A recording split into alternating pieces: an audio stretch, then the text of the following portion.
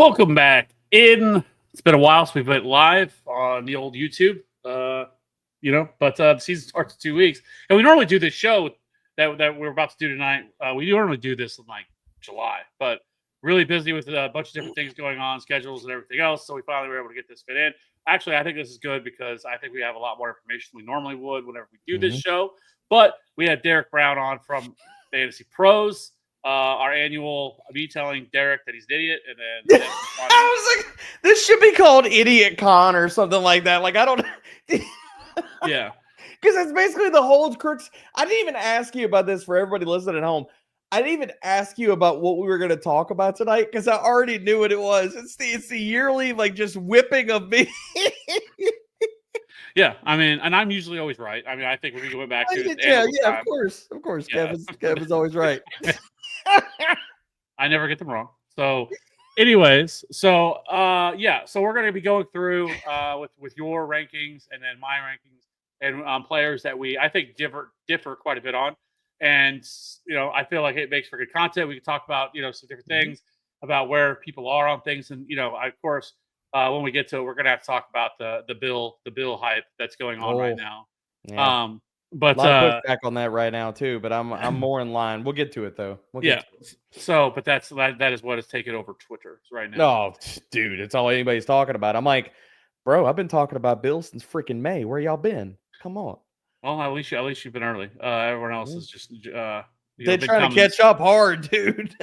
Ben Cummins has been tweeting about him. I think like somebody needs to take his Twitter away from him because he's been tweeting about him for like all day yesterday. Like was he? Yeah, I gotta go check Ben's feed. Yes. Oh yeah, like every hour he was posting a new. I love it, dude. I love it. So, anyways, let's get into it because we got players to go through, and this is never a short show. So let's get into it. The first one that we're going to talk about. And I know the thing you're going to say is I'm a homer, but I don't think that I am with this. I think you're a homer. I know you're a homer. You've always been a homer, but go ahead. I will critique them and not not everything is sunshine and rainbows when it comes to this team. But no, that's fair. So right now, and I'm happy that you have him where you have him because I feel like the majority has him or the majority. There's a lot of analysts that have Patrick Mahomes at this spot. You have him at QB12. I have him at QB6. And I feel like with him that I feel like it has jumped the shark. And like we're getting to this point where everybody is citing the same things. I get it. The last 2 years, and I guess I'll just say my side of it. Like the last 2 years, yes, his deep ball has not been good.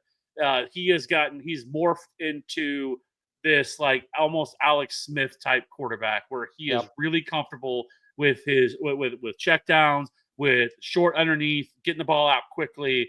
But I also feel like this is more the thing that nobody talks about. And there's no context with this, and that nobody says this that he hasn't had any fucking weapons. Like 2023, like we're talking about MVS and Kadarius Toney and Sky Moore and Rashee Rice was there. But Rashee Rice did not come on until the second half of that season, and then last year, everybody there was excitement about how he was going to play because they went out, they drafted Xavier Worthy, Rashee Rice healthy. You were going to get Hollywood Brown, who they brought in.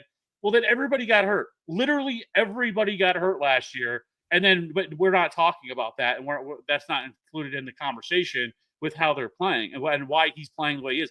I don't think it's that he can't complete a deep ball. This is the same player for 5 straight years of his career that he was the top 5 quarterback every year, somebody that would post anywhere from 23 to 25 fantasy points per game. He was never under 20 fantasy points per game at any of those points. And then at the time that he falls off in terms of fantasy production is when the time that he doesn't have the same weapons that he used to. And I think this year, this is the best offense that he is going to, that better than even with Tyreek. That I just think overall, the ecosystem that he has now, as long as everybody can stay healthy, and that's the caveat, that then he can be that guy again. Like he can easily outperform ADP, and he's going like. Kev, where do you have him ranked at? I have him at QB6. I actually think so ECR is at QB6 right now on FantasyPros. Right, but I'm talking about like I feel like what I've seen. I agree with you. I think like I'm pulling it up right now. I think best ball drafts have him lower, so there's a divide. Yeah, okay. No, he's QB6, but okay. I'm with you. Like I feel like I've seen him go more on the low end QB1 territory. So I'm I'm not. This isn't a aha. This is like I'm actually kind of surprised where he's ranked. So for me, like when it comes to him, like I hear a lot of people talk about him, and like I like on other shows that I people that I respect, and I Mhm. hear the same conversation from everybody, and it's like, but there's not the context of, well, he hasn't had anybody to do this stuff. Yeah. He hasn't had a deep threat. Like he hasn't had somebody that he can trust. That, and I think that's a lot of it. Like he's got to this point because early in his career he was way more gunslinger, and he would get himself into trouble sometimes, and it felt like now he has learned that he can just kill you with paper cuts and he'll march the ball down the field in that way. But they really haven't had anybody. But the thing is, like all offseason, the big mantra for this offense was we are going to push the ball back down the field. We are going to get back to throwing the deep ball. And like that is the number one thing that they are looking to do this year. And so for me, like, but everybody seems to be ignoring it. So I feel like there's some value here with Patrick Mahomes that, like, typically in years past, like just last year, he was going in like what, the late second, early third round. And now in a Mhm. lot of drafts, you can get him in like the fifth or sixth round. He was going later. Like at one point, he was going at like 79, 80 overall. He started to come up, but I think because now we're getting more like redraft type ADP.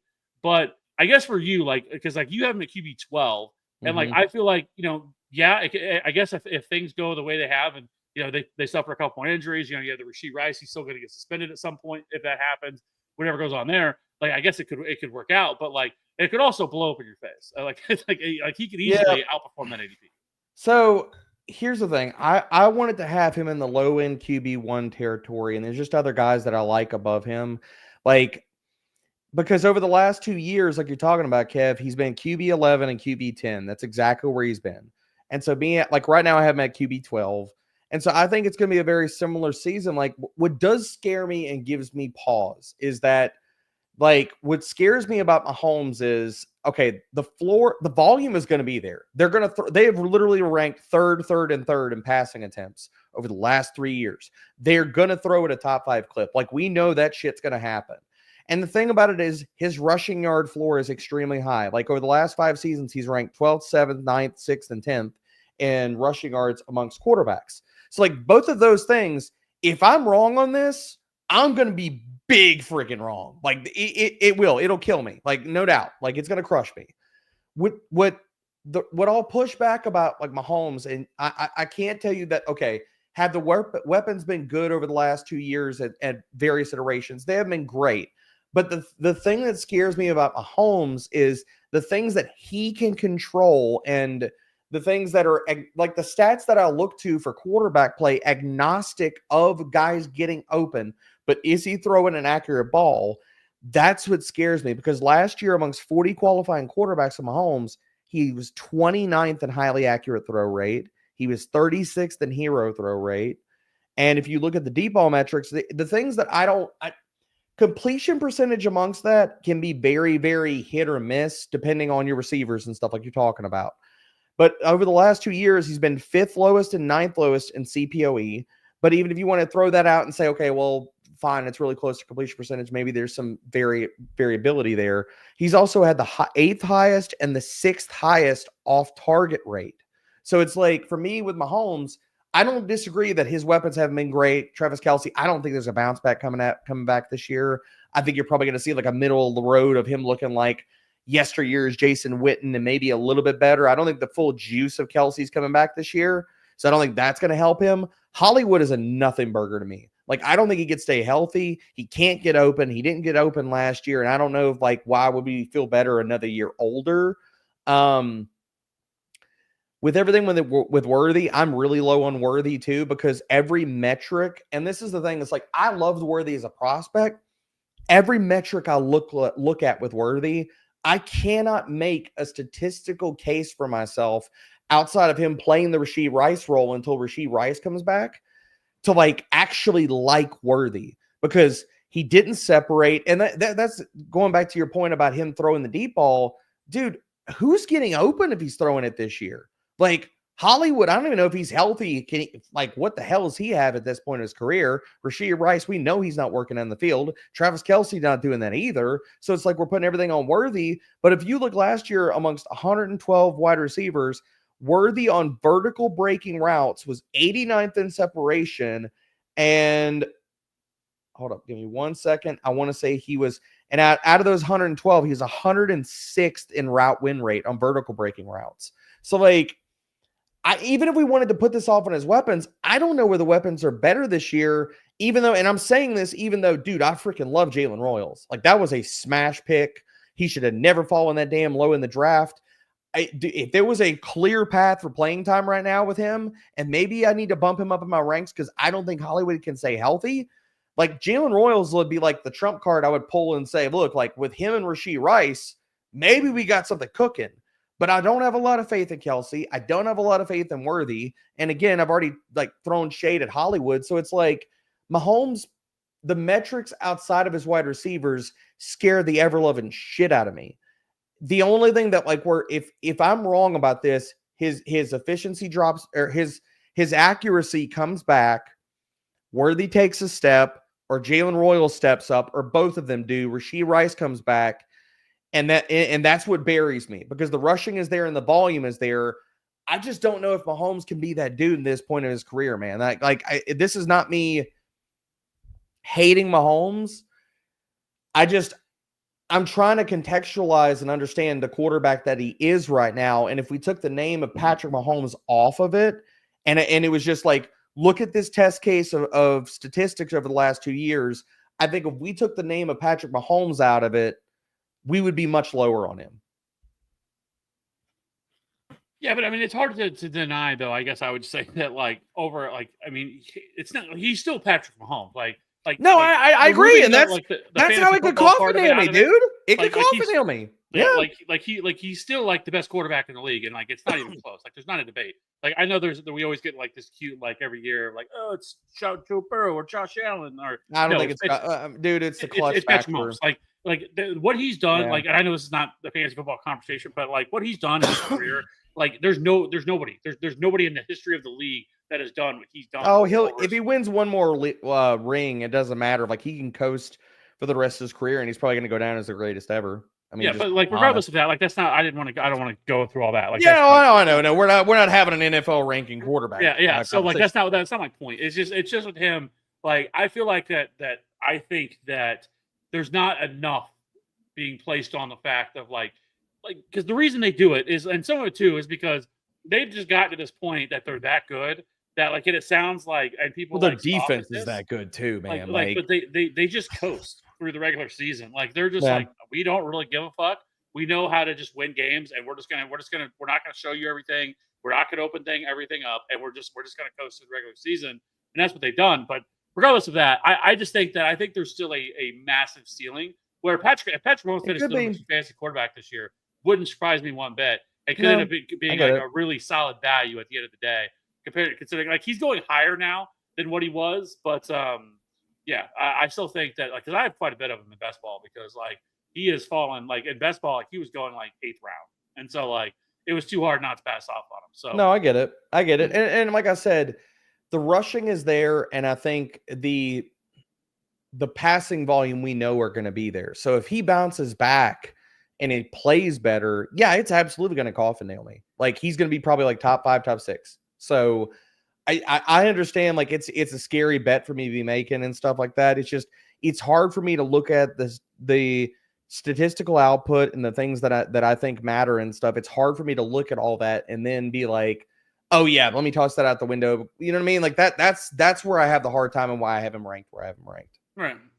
So Trey, I'm in an 8-man league, one PPR league, second year of fantasy. Do you trust my running back core? Chase Brown, Amari and Hampton starters, and then benched Caleb Johnson, Tony Pollard, and Joe Mixon.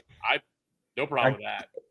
No, I don't have a problem with that. Now, with it being an 8-team league, dude, what are your wide receivers? Like, to have these as your running backs, I'm not saying like it's not good, but obviously like I feel like you must have gone heavy on the wide receivers and stuff like that. So no, I don't have a problem with any of these guys. Joe Mixon, I think, is gonna be a nothing burger. Dude, like the people behind the scenes that I've heard like or talked to that, and I'm not reporting news here, like I don't know when we see Joe Mixon. Like I think he's gonna go on the pup and the IR. Like I have heard nothing good about it, dude. Like he's off my draft board straight up. Yeah, I have no interest in drafting either. It's just there's way too many red flags there with that situation, and like I've gotten to the point now I'm so like agnostic against like drafting anybody that's like hurt. Like we see it year after year. Like we like, and I'm not saying Christian McCaffrey's because Christian McCaffrey's situation was a little bit different, but like just seeing these guys that are hurt in the preseason and stuff like that, like just generally speaking, it just never really tends to work out. Like it tends to linger and it depends on the injury, but I don't disagree with you. Like I don't buy the injury discounts. You know what I mean? Yeah. Trade a good trade here. I'm down with this, man. Yeah. What are your thoughts on this, Kev? Jalen Hurts, Derrick Henry, Devonta Smith, and you got back Josh Allen, CeeDee Lamb, Tony Pollard. Yeah, I have no problems with that because honestly, what you're saying is okay. Allen's an upgrade over Hurts. Don't disagree there. CeeDee Lamb's going to outscore Derrick Henry. Don't disagree there. And Tony Pollard's going to equal probably Devonta Smith. Maybe he outscores him. So shit, no, this is a great trade, dude. I know. I'm so sad that I shouldn't say sad, but I really was high on Tajay Spears. I thought there was a real shot that he might be this year's Chase Brown. That he kind of overtakes Tony Pollard and then he gets hurt. Yeah. Now Tony, dude. I'm drafting all the Tony Pollard because he's gonna get a crap ton of volume. It's a better situation. He's gonna be probably a top 15 running back this year if he stays healthy. Yeah, that's brutal. I drafted CMC and Pacheco last year. Yeah, that's yeah. That happens, man. Sorry. But you back in it to win it this year. Good trade so far. Good team. So good luck. All right. So who are we fighting about now, Kev? So let's move over to running backs. Surprisingly, that was really only the big caveat because of players that. Okay, so tell me this. Okay, if there's not another quarterback, you got to tell me this because everybody hates this take by me. Where the ever-living shit do you have JJ McCarthy ranked then? I have him at 13. Okay, so you're not. We're in the same neighborhood. Cool. All right. Yeah, I really like. That's the one that I'm out on an island. Everybody's like, "Oh, you're batshit crazy," and we're like, "Bro, did y'all see Sam Darnold be the QB9 last year? We all lived in that collective reality, and you don't think JJ could do it? Come on, dude. Sam Darnold previously last year had never scored higher than QB 24 or 15. It's terrible in a season ever. Yeah, and we saw what he was able to do. Yes, dude. And JJ McCarthy, you offer some rushing upside. And we've kind of talked about this. I don't know if he's going to run the ball that much this year. No, I think 350, maybe 3 or 4 touchdowns. He certainly has it in his bag. And the weapons he has, this is the perfect situation. The offensive line is significantly better this year. And so, bro, we've seen Dobbs and Nick Mullins put up top 12 numbers just religiously in that offense. You tell me he's not better than Sam Darnold, Mullins, and Dobbs? Come on, bro. This is the perfect example of I haven't seen it. I'm not going to. Oh, of course. People are but dude, that goes back to all of that stuff. It's rookies or projecting a year and stuff. They're hadn't seen it yet. No. I mean, I'm okay stepping out on a limb, but I hadn't seen it yet, so I can't do it. Okay, well, you have fun. Wait until you see it, and everybody else is going to be lapping you in fantasy. You're waiting to see it. Yeah. So, but no, I'm right there. I'm probably higher on I think the consensus than Dak Prescott. I have him as a top 6 quarterback.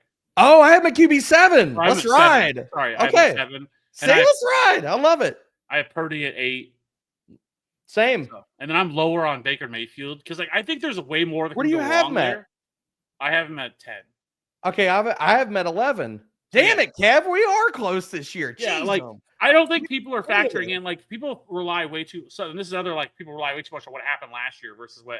Oh yeah, he's coming off a monster year. His touchdown rate was phenomenal. Yep. We always see year over year quarterbacks that have these massive touchdown rates tend to fall off pretty dramatically. Well, now Godwin's hurt, or he's who knows what we're going to get out of him this year. Yeah. Jalen McMillan might be out for most of the year. Hell, maybe all of it. Who knows? With the news that came out about him today. So now it's down to Mike Evans and Ibuka and Kate Otten, which I'm not saying again, Baker, I have him at QB 11. So I think he's still gonna be a top 12 quarterback, but that takes him, outside of what he did last year. So I don't just remembering too that he ran the ball a lot last year. I don't know if he does that again. That was kind of an outlier. Same. And so if he doesn't, quarterbacks like that have to go off.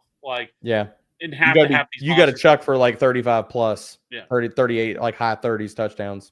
Yeah. So we're pretty close on a lot of those dudes. So I was okay. Nice. So we didn't really. That was the one player that I knew that we. No, that's awesome. I didn't know we were hand holding that much. That's cool. Well, okay. So running back. Let's go over there. So the first one we have it would caught me off guard a little bit, and I was like, man, is this do I have Go this ahead. on like Go some ahead. weird setting of what we're looking for here? And I was making sure. I was like, okay, is it set on? I know sometimes it's set incorrectly, and like it's not like you have Jonathan Taylor at RB13. Yeah, Like I do. I feel like that like it's gonna be really like volume is what matters like at running back the most, Yep. right? Like Yep. yes, I value I think targets more than anything for a Yeah. running back. Like that's number one. But number two is gonna be volume, right? Like those are the two things. Like you have to Yeah. have one or the other. So I think to even be in the conversation. But like Jonathan Taylor, like yes, he's not heavily involved in the passing game, but I think now like that Daniel Jones has been named the starter, like I think that's huge for Jonathan Taylor because Jonathan Taylor last year with Joe Flacco, Could he be. was getting almost 5 targets a game in the starts with Joe Flacco last year, compared to like with Anthony Richardson, it was like 2 or it was like 1.2 or something like that again. Yeah. Like so, like I think that's huge, but like he's going to see 85% of the opportunity share from his backfield, and he's still super explosive. We saw him, especially down the stretch last year. He was a league winner. You know, if you had him in the fantasy playoffs, and like to me, like I just don't see how because you're basically saying if someone was following your rankings, you're never going to draft Jonathan Taylor, right? Pretty much. Yep. So like for you, like what is it that you're down on him? Okay, so and this will follow for a few different running backs right now. If the most pure run out for you to do or maintain or continue to do what you've been doing is these like these workhorse guys that have zero pass game involvement and they don't have like the efficiency metrics are not good. Like in straight up, like Jonathan Taylor, that's another thing that I'll get into, Kev. Like his efficiency metrics scared the ever living crap out of me, much less the ankle injuries, which he's had one of what is it, like the last 3 seasons. Yeah. So the ankle injuries scare me. Like, and I'm not much of an injury guy. Like, look, like I love Ken Walker this year. We could talk about injuries with him and stuff like that. Like, but the other side of it is like, I think we've seen a long enough, like, and some of this is like, honestly, just it's been a fallout since that one magical year where they ran him into the ground and he's never been able to stay healthy for a full season since then. So the health is a small concern. But again, like I'm making concessions about other players where I'm not as concerned about them. JT, I do think that those concerns are real. His per touch efficiency like fell off. Like the explosive run rate was okay last year, but among 46 qualifying running backs, he was 42nd in missed tackles forced per attempt. He was 44th in yards after contact per attempt. The only 2 running backs last year that were worse in that last metric than Jonathan Taylor were Kareem Hunt and freaking Nick Chubb. And that scares the ever-loving shit out of me. So it's like the archetype of these guys that it's all the early down volume. It's the snaps they play and stuff, and it's the early down volume, but they have zero pass game utility to help them out if the early down volume takes any bit of a dip. Like if DJ Giddens like kicks in for 30% of the rushing opportunities this year with JT, he's going to take a bigger hit than other players that have the pass game utility to help them float the boat. So that's where I come down lower. And really that kind of goes with a lot of these, just that's the archetype of guys I don't have a lot of interest in, where it's volume, inefficiency, no pass game role or very minimal pass game role. And I don't think that gets better with Daniel Jones. And the reason I don't is because the addition of Tyler Warren. Jonathan Taylor and Tyler Warren are going to operate in similar areas of the field. Like they're going to make Tyler Warren like the answer or the easy button for Daniel Jones, where it's dump and run. He's going to be a dump and run tight end because he's a mauler and it's going to make easy completions for Daniel Jones. So I think that hurts JT's pass game utility. And the other thing is he hasn't been an efficient receiver. So I don't think it's going to go up. So it's the tackle breaking metrics dropped. We could say that's part of the ankles from last year. But honestly, is that just part of every year now because of that? Or is it the totality of the injuries building up? Doesn't have the pass game utility. I question how good this offense is going to be with Daniel Jones or Anthony Richardson. So how often are they going to be in the red zone? And for me, it goes back to the archetype of those guys that I laid out, which then you could just go down my rankings and every one of those guys that I think falls into that archetype bucket, whether it's Jonathan Taylor, whether it's Kyron Williams, Also, like, dude, that's why I'm a little bit below market consensus on Amarian Hampton. Like, I think he's an okay receiver. He's not a standout receiver. And Greg Roman doesn't throw the damn ball to the running backs. So, like, you could just go down my rankings where and Chuba Hubbard. Like, all 3 or 4 of those guys, they're all the same kind of guy to me. It's early down stuff, but if that goes away, they don't have the pass game utility or the pass game chops to save themselves. Yeah, I guess the only area that I could look at least last year, Jonathan Taylor was top 10 in route participation. So, like, he's out there. Yeah, but every other of his other metrics are bad, dude. Like, sure. But, like, I will also say that I think running backs that tend to get this kind of workload tend to, their efficiency metrics aren't going to be as good. It's because you're talking about how much they're touching. Dude, in yesteryear, he was awesome on a per touch basis in like previous years. Like, he's been there's been multiple years where Jonathan Taylor has been up there with it's like him and Nick Chubb up in rarefied air, just like the two of them just chilling by themselves. Right. Like, 2021 when he had 300 carries and 40 receptions that year. Pulling up that was the year he was the RB1. Where he went nuclear for, not nuclear, but he scored 22 fantasy points per game. So, yeah.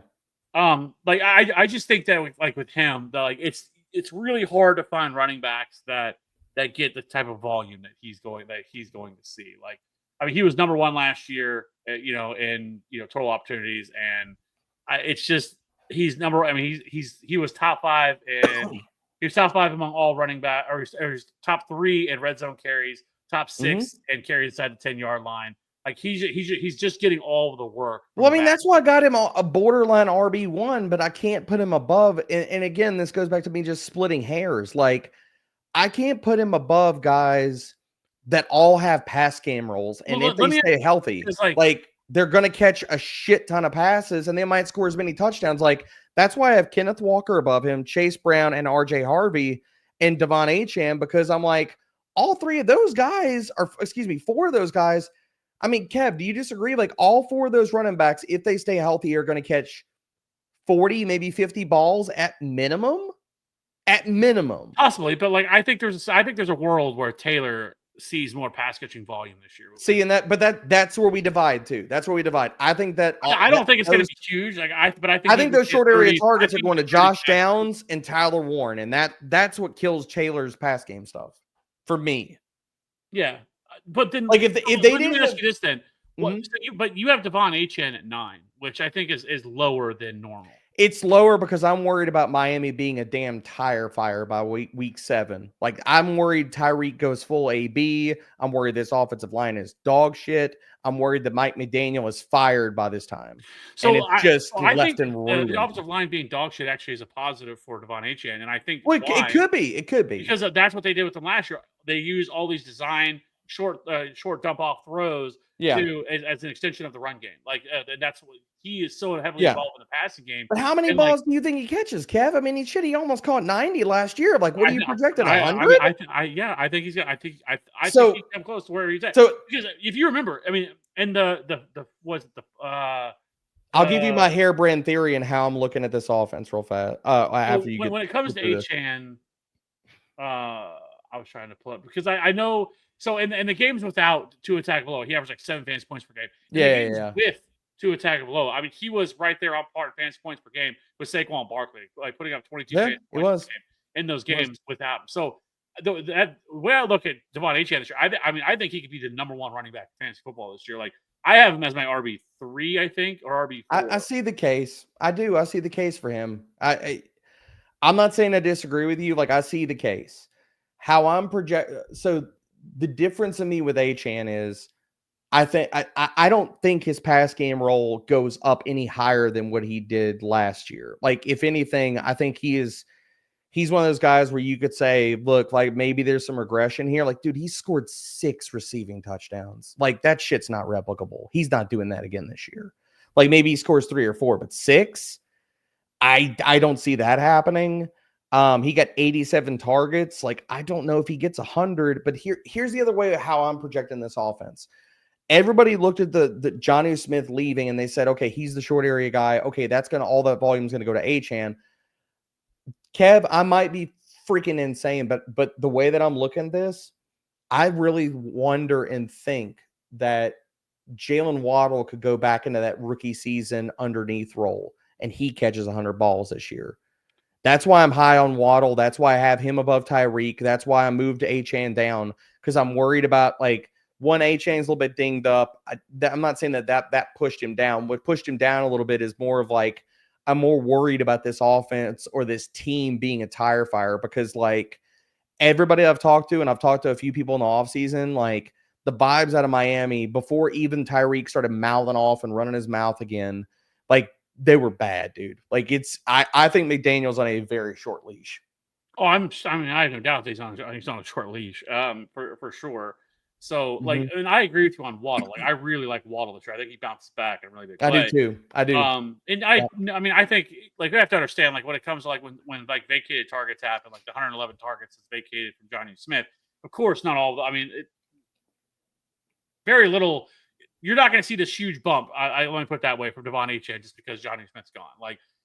Yeah, that I agree. I agree. Like that does not factor. But he also saw what 89 targets last year. So I mean, that's already in the extreme. It's just he is super explosive, and if he can get back to even the remote efficiency that he saw 2 years ago. Now I will say that there is concern there. Like I've seen some different speculation about Devon Achane that he could miss like the first couple weeks of the season. Like I haven't Yeah, seen I've seen like that too. like 'Cause reputable stuff yet. Like yeah. so, like I'll believe it when I see it. 'Cause we still have 2 weeks left, but Mhm. I will say this: I want no part of Jalen Wright. I think Jalen Wright's not very good. Oh, dude, I was hoping heading I into don't the do year that like he you. was going to be something, Oh, and I think now it's Ollie Gordon. I think if I want to I bet on agree with you. a handcuff back, it's going to be Ollie Gordon. Yeah, I agree with you. I got done. So Sunday I sat down and went through all 22 for this last preseason week. Dude, I watched Jalen Wright. I watched all of his carries from the preseason. Like it's not good, man. Like his vision is not great. Like he looks tentative on his runs. Like it's just none of it's good, man. It's like, and I'm not saying and the other part about this that makes it tough to watch, and this is just an overarching theme, to be honest, about just watching running backs in the preseason. The offensive line play for a lot of this is just bad, dude. Like all and Miami's is really bad. Like Jalen Wright, like he was having to deal with guys like blowing through the line, like guys not holding their blocks, sustaining their blocks, opening up the holes and stuff like that. But the other side of that is his vision was not good either. Like he missed cutback lanes. There's times he's just running into the back of his lineman. I mean, dude, I agree with you. It's Ollie Gordon is the RB2 there, no doubt. Yeah, I mean, I have no interest in Jalen Wright at this point. No, no, me either.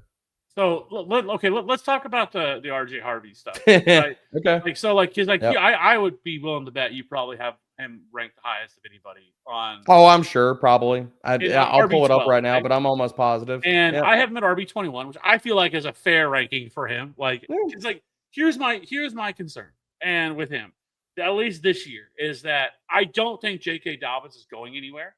Now I know all the numbers, right? I know Mhm. that Sean Payton offense is tremendous for running back. He Yep. targets running Yep. backs at like a top Yep. 5 rate in his entire Yep. career. Like all those things are there, and that's why I think I like RJ Harvey. Like this is not like Yeah. I don't like RJ Harvey.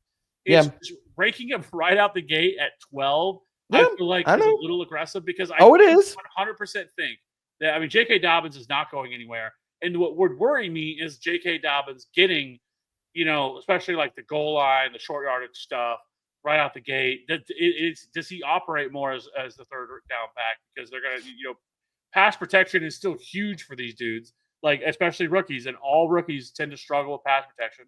And so, like for me, like I think it's more of a scenario where I think J.K. Dobbins handles more of the work early, and then maybe over the second half of the season is when R.J. Harvey could like usurp J.K. Dobbins, because I don't think J.K. Dobbins is like this ultra talented running back that like holds him back, but like I think he's competent enough that's what concerns me when it comes to R.J. Harvey. And yes, I totally understand that there's a range of possibility that R.J. Harvey sees 70 targets this year. Like there's a world Yeah. where that exists. And so I just think though having him at 12, like that to me feels like his absolute ceiling this year in my mind. So I think the easiest case in point for me is, dude, I just go back to So we're saying that the guy that they drafted in the second round can't pull off, and I'm not telling you he has the otherworldly efficiency that this guy had in his rookie season, but you're telling me he can't pull off a somewhat similar run out to Alvin Kamara? Like, he's going to be the passing down back. We've seen it long enough, like whether it's college or the NFL, J.K. Dobbins is not a receiving back. Like his numbers, his yards per route run, they were not great in college. They're not great in the NFL. It's not something he's ever done. Can he pass protect? Sure. Sean Payton has already come out and said like concessions with that. Like it's like you're running routes, man, and we can get you involved where it's not third down. I think J.K. Dobbins is going to play a shit ton of third downs. Don't get me wrong, and I'm not getting twisted with that. I think he's going to be the guy that's in there on third down, but I think RJ Harvey is going to be on there in first and second down, and they throw at a high clip on first and second down. And if they continue to do that, which I think that's a Sean Payton staple to also involve the running backs. And again, like you cited it, man, like, dude, like Alvin Kamara, like getting in his first two, like 120, 194, 171 carries. Like, yeah, he got a massive amount of targets, but I think also Harvey could take on a little bit more of an early down role than even Kamara had in those years. Dude, Kamara was RB4, RB4, RB8, like in his first 3 years in the league. Dude, it's like we're talking about an offense that we know is going to throw to the running back at a top 5 fucking clip. And yet the only guy in that backfield that's going to catch the fucking passes, because last year showed us it ain't going to be McLaughlin, and I fell on that sword last year. It sure as shit ain't going to be Ultra Estime. Well, if it ain't going to be them, then who else is it? It's Harvey or it's Dobbins, and it sure as hell ain't Dobbins. He's never done that at any stage of his career. That I'm like, dude, like, okay, so RJ Harvey's getting what? Like, if we set his floor, like, I got to go pull this up. Like, what did Javonte Williams get last year for targets? Because I will tell you straight up, that will be the floor for RJ Harvey. Last year, Javonte Williams had a 13% target share. 70 targets? Yeah, 70 targets. He had 70 targets, dude. So if RJ Harvey is better than Javonte was in the passing game as a receiver, I mean, what's the floor more like 80? So 80 targets last year would have put him what amongst running backs? Like it's up there, dude. Like it's going to be like what, top 5, top 6, right? I mean, I'm going to pull it up right now because I got to figure it out. But like, yeah, but then I think for him to hit that though, like he's got to run hot in the other departments. Like he's but I think like the elements are there. Like, dude, he was the guy getting the first team reps. And look, Benjamin Albright, like people can miss me with Benjamin Albright tweets during the day or especially at night. I don't give a flying shit about J.K. Dobbins and possibly misplacing his helmet. Get out of here with that. Like that, I'm not putting anything into that. Nothing. Hilarious. Like, so I do not care about that. Like, what I care about is when the first team has been out there, it's been RJ Harvey. And even last week, people were like, oh, but they sat Bo Nix and the first team went out there. I'm sorry. Did we all see Evan Ingram out there running routes too? Y'all think his ass is on the second team? Get out of here with this. I'm way lower on Evan Ingram too, by the way. I am way low on it. I have Evan Ingram at tight end 14. I'm not. Really? You just, we'll get to it. We'll get to it. Yeah. So, anyways, so yeah, like I totally get the argument, and there is an upside case for him. Like but I will say this: like he's not Alvin Kamara. Like at least no, I don't think he's Alvin Kamara. Like Alvin Kamara is more of a like a. But like how many targets? How many? If Javonte got 70 targets last year, what do you think RJ Harvey's getting this year right now, Kev? How many targets? I think conservatively, I think you probably could put him at 65, 70 targets. Like, but that's not okay. Like that's but that I don't. That was 5th most amongst running backs last year. Oh, for sure. But like again, like how many touchdowns does he get? Like how is he utilized in the other departments? Because like that's what get him. Are you lower on Denver this year? Like I say this, like if people were using your rankings to draft, right? And yeah. somebody took that puts RJ Harvey for you as like a 3rd round pick. Yeah. And so like the running backs that are going in that range, like Chase Brown, I would rather have. You know, like Buck Yoder's going right around that range. I'd rather have him. Like I just wait, you know, and I get it. Like most people aren't going to like you go off your rankings as gospel and be like, no. Hey, here's 12. I'm going to take him here. I'm very overdraft him at first cost. Like I get the point of it. Like, but like I'm very it's just specific about my rankings. Like, I'm not telling people that's where they should or have to take them. Now, in some, like when it lines up with ADP, sure, or you're a little bit ahead ADP, sure. I make my rankings based off of how I think that the season is gonna roll out, like how I think things are gonna unfold, and that's where I rank guys. right. So yeah, like I said, like I like RJ Harvey. I think there's a lot to Yeah. like here with this role. Like I am not really all that concerned with J.K. Dobbins. I think he's gonna be top 5 in targets, and I think he's gonna score double-digit touchdowns. And then it comes down to how much of the early downs does he get. And well, if he does that, we're not talking about top 12. We're talking about top 6, 7. well, maybe that's why I'm ranking him at 12. I still think there's meat on the bone, Yeah. and people could say I'm crazy, dude. But it's like that's another bigger point too, Kev, is that these guys with the pass game roles, we're seeing less and less running back targets. Like JJ did a fantastic pod, and I don't want to butcher his info, but running back targets have been drying up. So these guys that have pass game utility, real pass game roles, are going to catch a shit ton of passes. I think that's the differentiator, and that's why I'm high on a lot of these guys, man. Like that's why, like, I think Genty, I've put Genty up, and I'm not saying Genty is not like, aggressively ranked for a lot of other people, but that's why I have Kenneth Walker higher than people. That's why I have Chase Brown higher than people. That's why I have Harvey higher than a lot of other people, because of those pass game roles. And that shit's not growing on trees nowadays. Yeah. So, all right. Bulldog here. I want to go with Bijan in my PPR draft 12 team 102, but I just hate the wide receivers in the second, third, and fourth round, sometime in the fourth round. Why do you hate the wide receivers there? I mean, if you hate the wide receivers there, fine, but I guess back half of the second round. I will say, like the third, fourth round wide receivers, I'm not as enthralled with. Once you get to those ranges, like I'm a little bit less like excited about those guys. Like I always find myself wanting to like reach for like a George Pickens when I finally that spot. That's how I'm going. That's how I'm approaching it though. Like I'm just like, screw it. Like the field's wrong on George Pickens. I'm just going to take him here, I love George Pickens this year. Or I'm going to draft all the Tedero McMillan. Yeah, like y'all going to have to chase him up the board and drafts with me. Shit. Because right at that range, I mean, so you have Lad McConkey who's going there, which So I will say the second round, I don't like wide receiver in the second round. Like it depends on where. Excuse me. It depends on where you're drafting. Like the end of the second round, beginning of the third round is where wide receiver gets kind of nasty.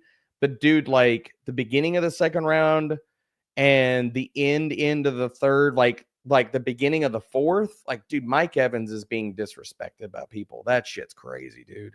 So like right around where he's going to be picking, you have guys like Bucky, Kyron Irvin, Kyron Williams, Kyron Irvin. Kyron Irvin. Wow. Kyrie Irving. Goddamn. Okay. Kyrie. He switched to football. Chase Brown is going right there. Trey McBride.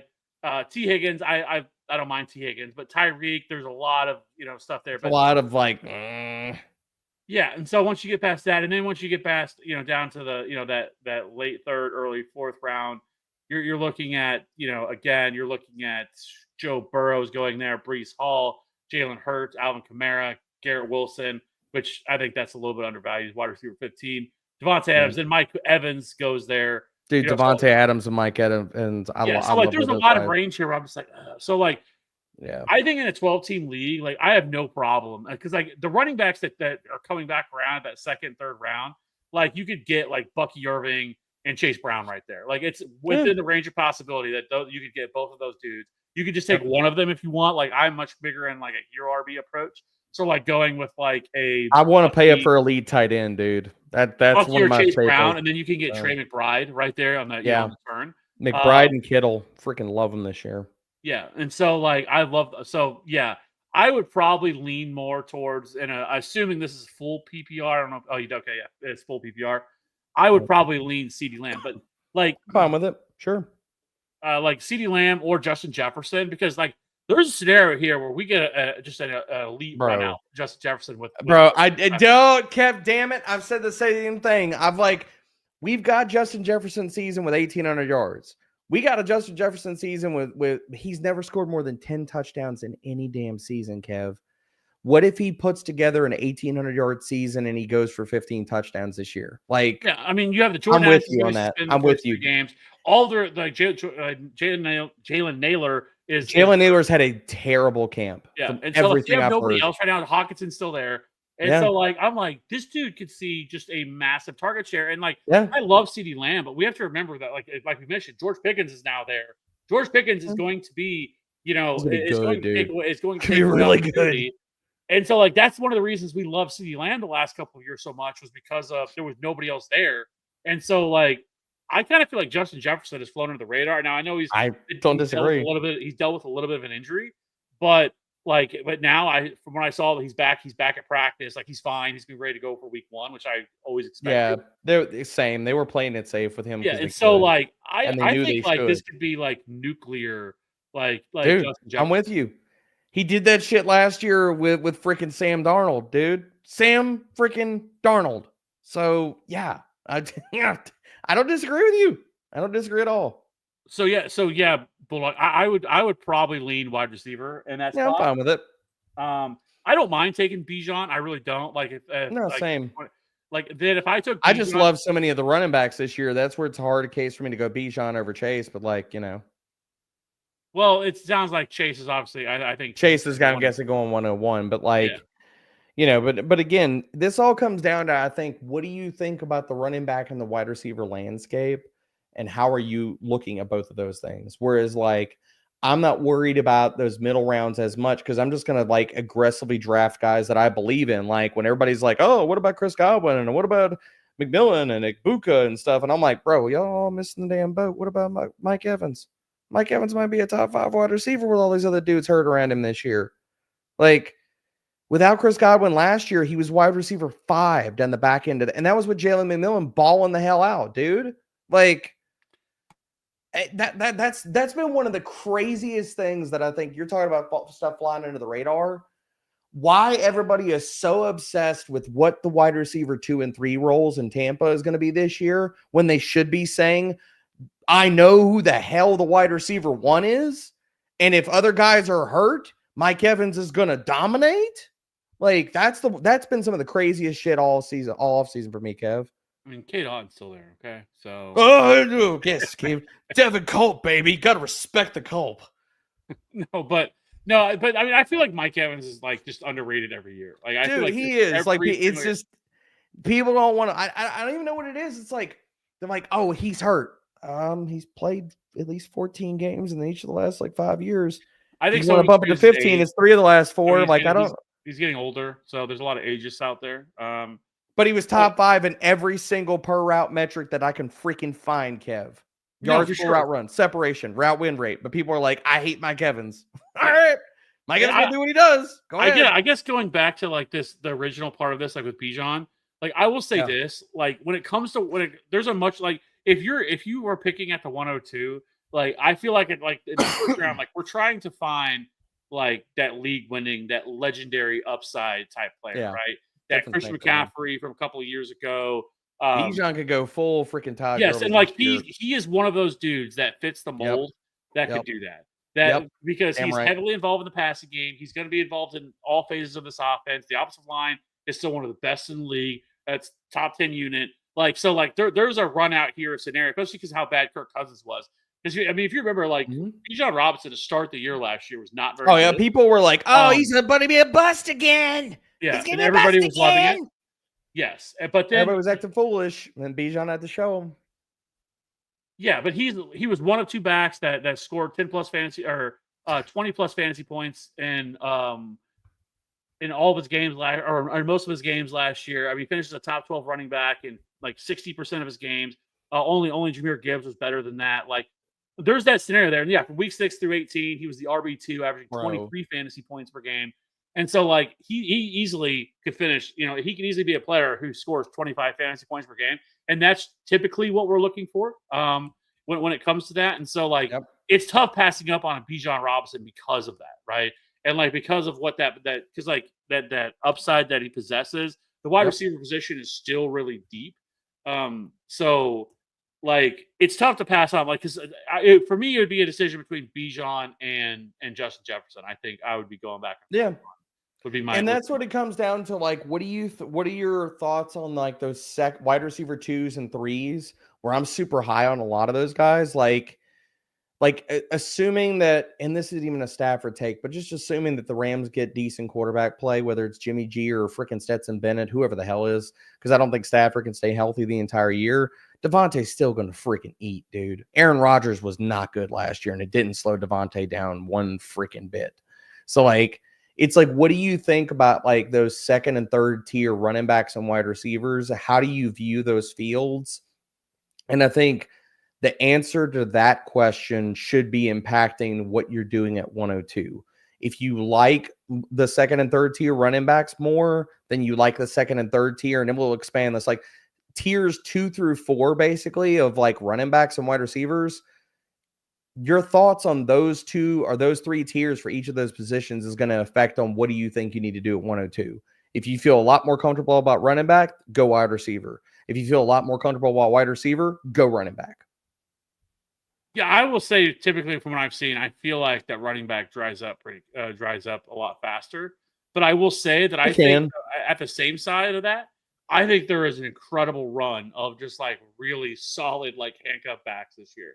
Like, dude, and they're stupid cheap. They're stupid cheap this year. Like there's that part of it. Whereas wide receiver, like there's definitely players, but like I think in the later rounds, I'm not as excited about a lot of the dudes that are going in the later rounds where I want to try to get wide receivers early. It's because like I think the fall off comes with them where running backs, like I'm just sitting there like I feel like I can't get enough. It's like you remember that show Supermarket Sweep where you run down the aisles and just like tossing shit into the basket, like That's how I feel about the running back position. When you get those later rounds, because there's so many that like I really like this year, and so like I agree.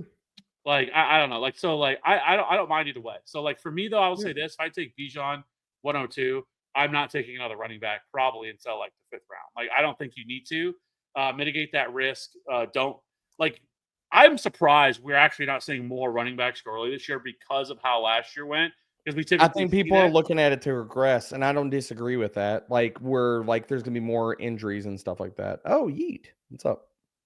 Yeah, so Super Chat, full PPR, and Mark Andrews and likely stash my bench. Should I trade or try and trade Mark for somebody else also? Who?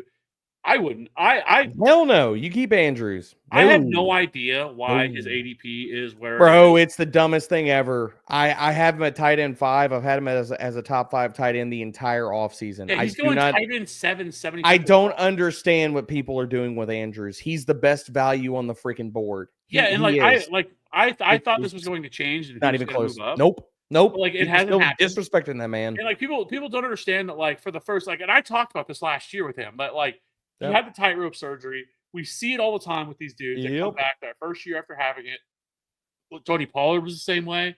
Whenever he had it, like they tend to struggle out the gate, and then over the second half of the season, they start to get back being more who they were.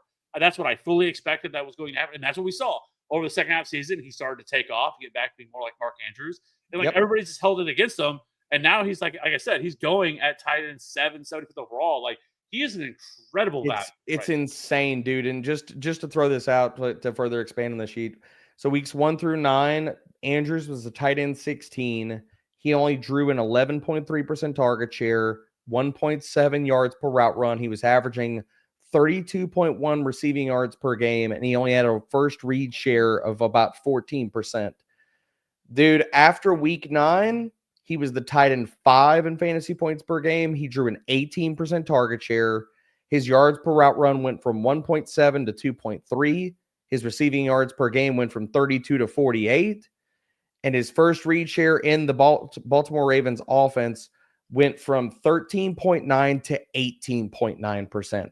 Every single one of his damn metrics, including fantasy points per game, he was a top 5 option. And if you look at, even if we wanted to talk about separation scores and route win rate, he's top 5 in those two. Andrews is going to fucking ball this year.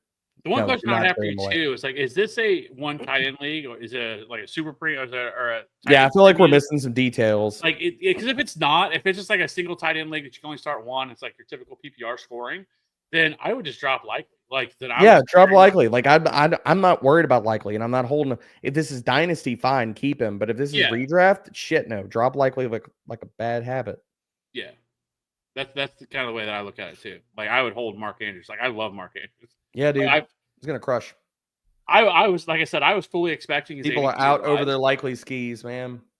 Yeah, like there's no reason he should be going behind Sam. Dude, that's the other Like, thing. Likely's hurt to start the year, and his ADP hasn't moved. People are still acting like what? He's gonna be out there?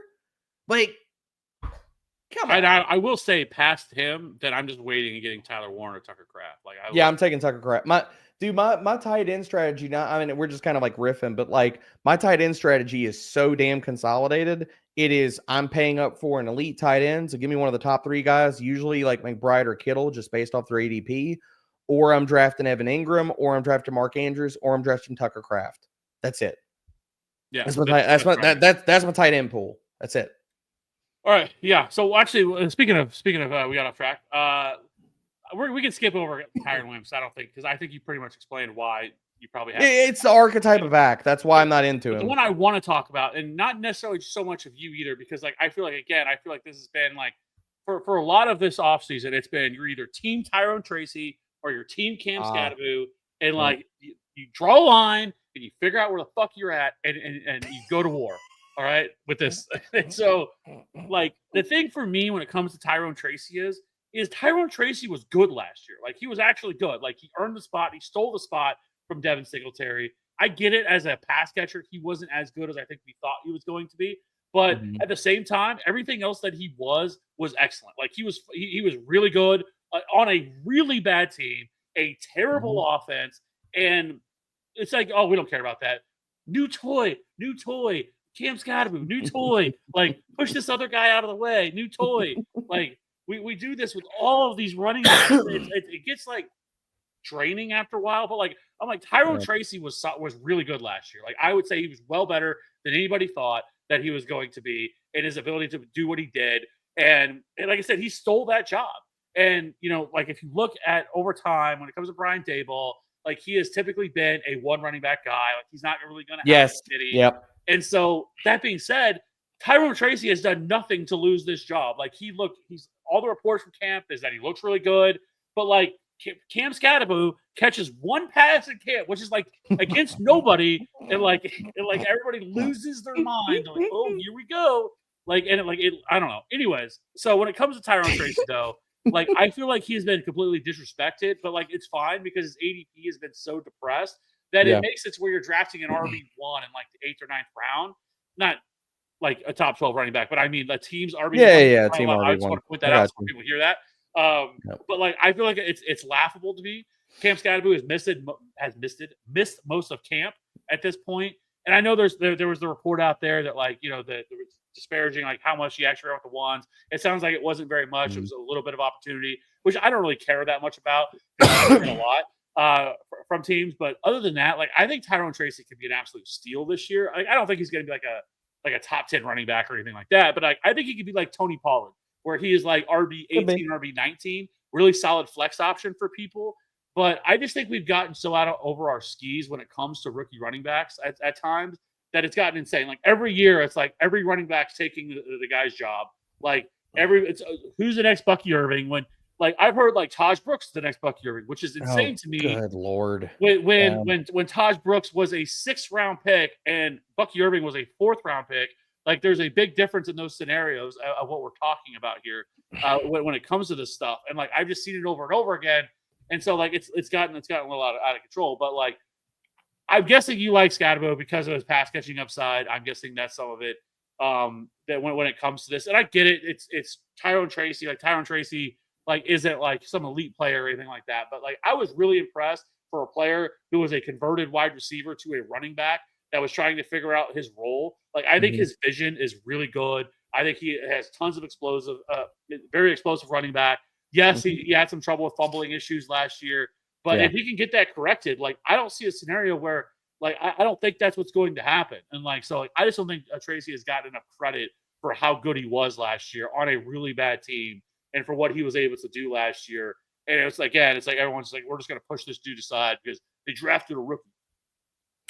So I'll keep this 100 here. I was not the biggest Cam Scatterbo fan, or I was not a stan during prospect season. So I'm in a one about that. For me, the way that I've looked at this backfield is I've tried to be agnostic and like I don't have a dog in the fight, and that's how try to look at all these things. But like with the Giants, I felt like they did a lot of talking this offseason by their moves. When you already have Devin Singletary still on this team, if you really do believe in Tyrone Tracy and a deep running back class, why did you go give more draft capital to Cam Scatterbo than you even did with Tyrone Tracy? And it's like, well, okay, that might be an indictment on Tracy, like with the fumbling and stuff like that. And I don't think Brian Daboll wants, I agree with you adamantly on this. And I feel like this is one of the things, again, like fighting narratives this offseason that I've pushed back against this constantly. And where I have said it's one way or the other, in the sense that I do believe that the Giants want a workhorse back. I do believe that Brian Daboll wants one back to pretty much carry the damn mail. And people like the thing that I'll go back to is he likes this archetype of running back like Cam Scatterbo. So pop quiz, Kev. I don't know if you've heard me bring this up before. Do you know who the OC for the Cleveland Browns was whenever Peyton Hillis had his monster season? It was Brian Daboll. It was Brian Daboll. He likes this archetype of running back, the guys that he can load up volume with. Like maybe they're not super explosive. I mean, dude, but Zach Moss is the same kind of archetype of back. Yeah. Like not super explosive, but like breaks a shit ton of tackles and all this kind of stuff. Can play on all three downs supposedly, but Zach Moss didn't pan out.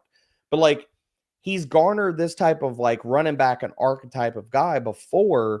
And that's where it's like they gave him more draft capital than they did in Tracy. They did that in a deep running back class where, dude, we still saw like guys like Devin freaking Neal. Now what Corey Krosky-Merritt is doing, he went in the freaking 7th round. Like in a deep running back class, they gave Scatterbo more draft capital than they did even Tracy. And if they really truly believed in Tracy, they already had Devin Singletary, which is a known commodity there in that backfield. Unless they fully believe that Singletary is just dusting out of the picture. But like I think this all goes back to the Giants do want a workhorse running back. Now, in the beginning of the offseason, I was Team Scatterbo, just reading the tea leaves about the archetype, the draft capital, how Tracy's year unfolded last year, and you already had him in Singletary. So it's like in a deep running back class where you could have gotten Devin freaking Neal in the 6th round, why did you pay up for Scatterbo? And then you spent more for him than you did even Tyrone Tracy. But I'm supposed to believe that you have faith in Tracy, especially like considering, he tied for the 3rd most fumbles last year with only the 23rd most touches. So it is an indictment of what happened last year, as good as he was and efficient as he was on a per touch basis. So for me, it was just reading the tea leaves of the backfield and saying, okay, it's archetype, it's draft capital. Like I'm trying to just surmise not what I think about Tyrone Tracy, the player, but how I could see the backfield playing out. And once Cam Scatterbo dealt with the hamstring injury, now I have moved Tyrone Tracy above Cam Scatterbo, but I got them both as like RB. Like, let me see. I got Tyrone Tracy as an RB3 only because he could easily run away with this role. I'm not saying that he can't, but I think there's also the light is left on for if he does fumble and stuff like that.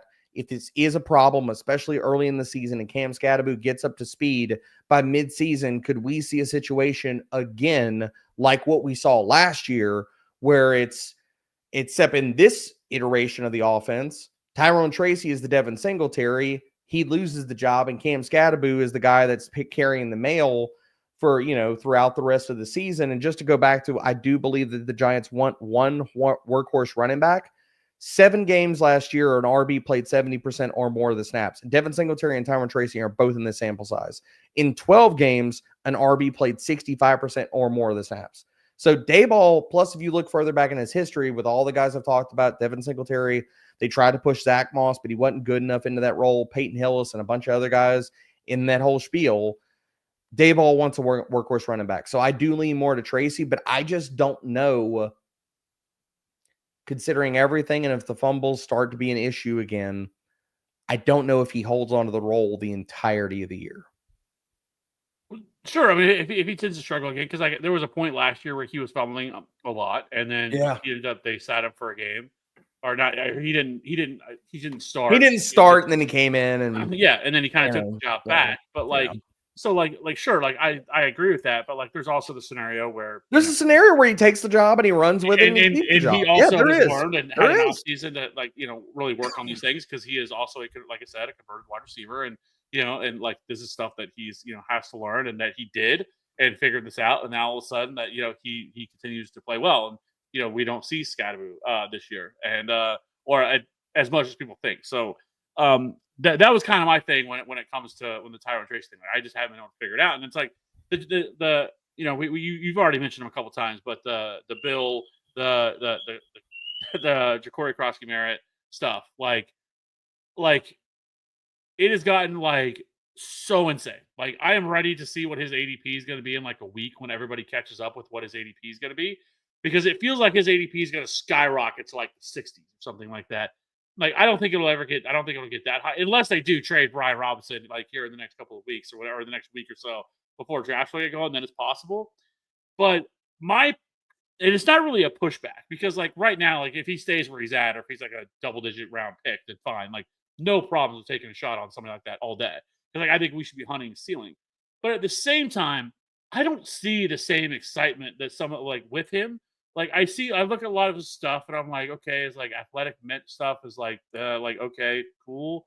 Like he only really produced at like what was his production? Where did he go before? It was New Mexico State, right? He And then was at before, well, Arizona's last Arizona. year. Yeah. New Mexico State was the one before that. Yeah.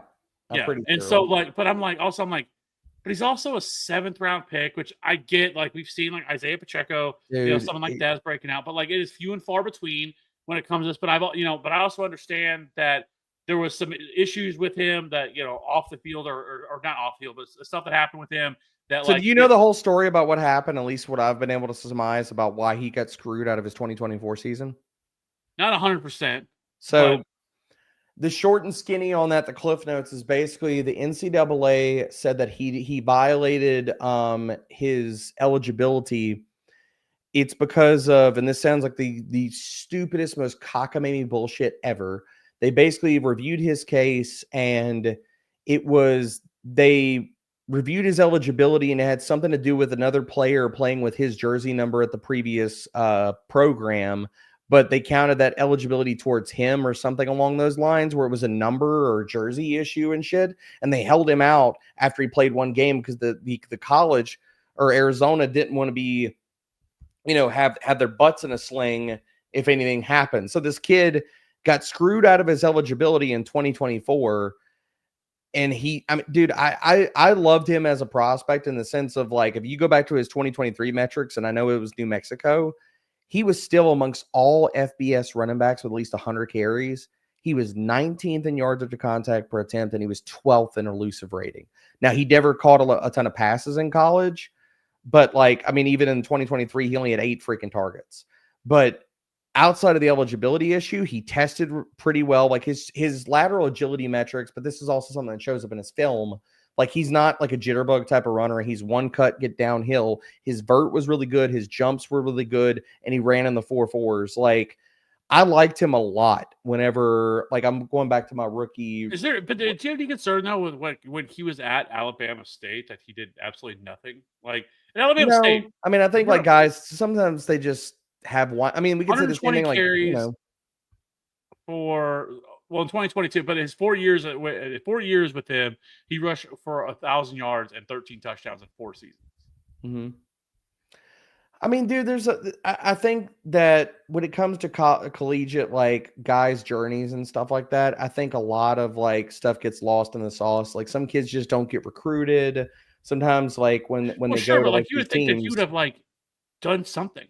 Yeah. I mean, I don't necessarily disagree with you in the sense of like that. What is that noise? Freaking fire alarm. I don't have a fire there. No, this is my. We put a fire alarm right outside the bathroom downstairs.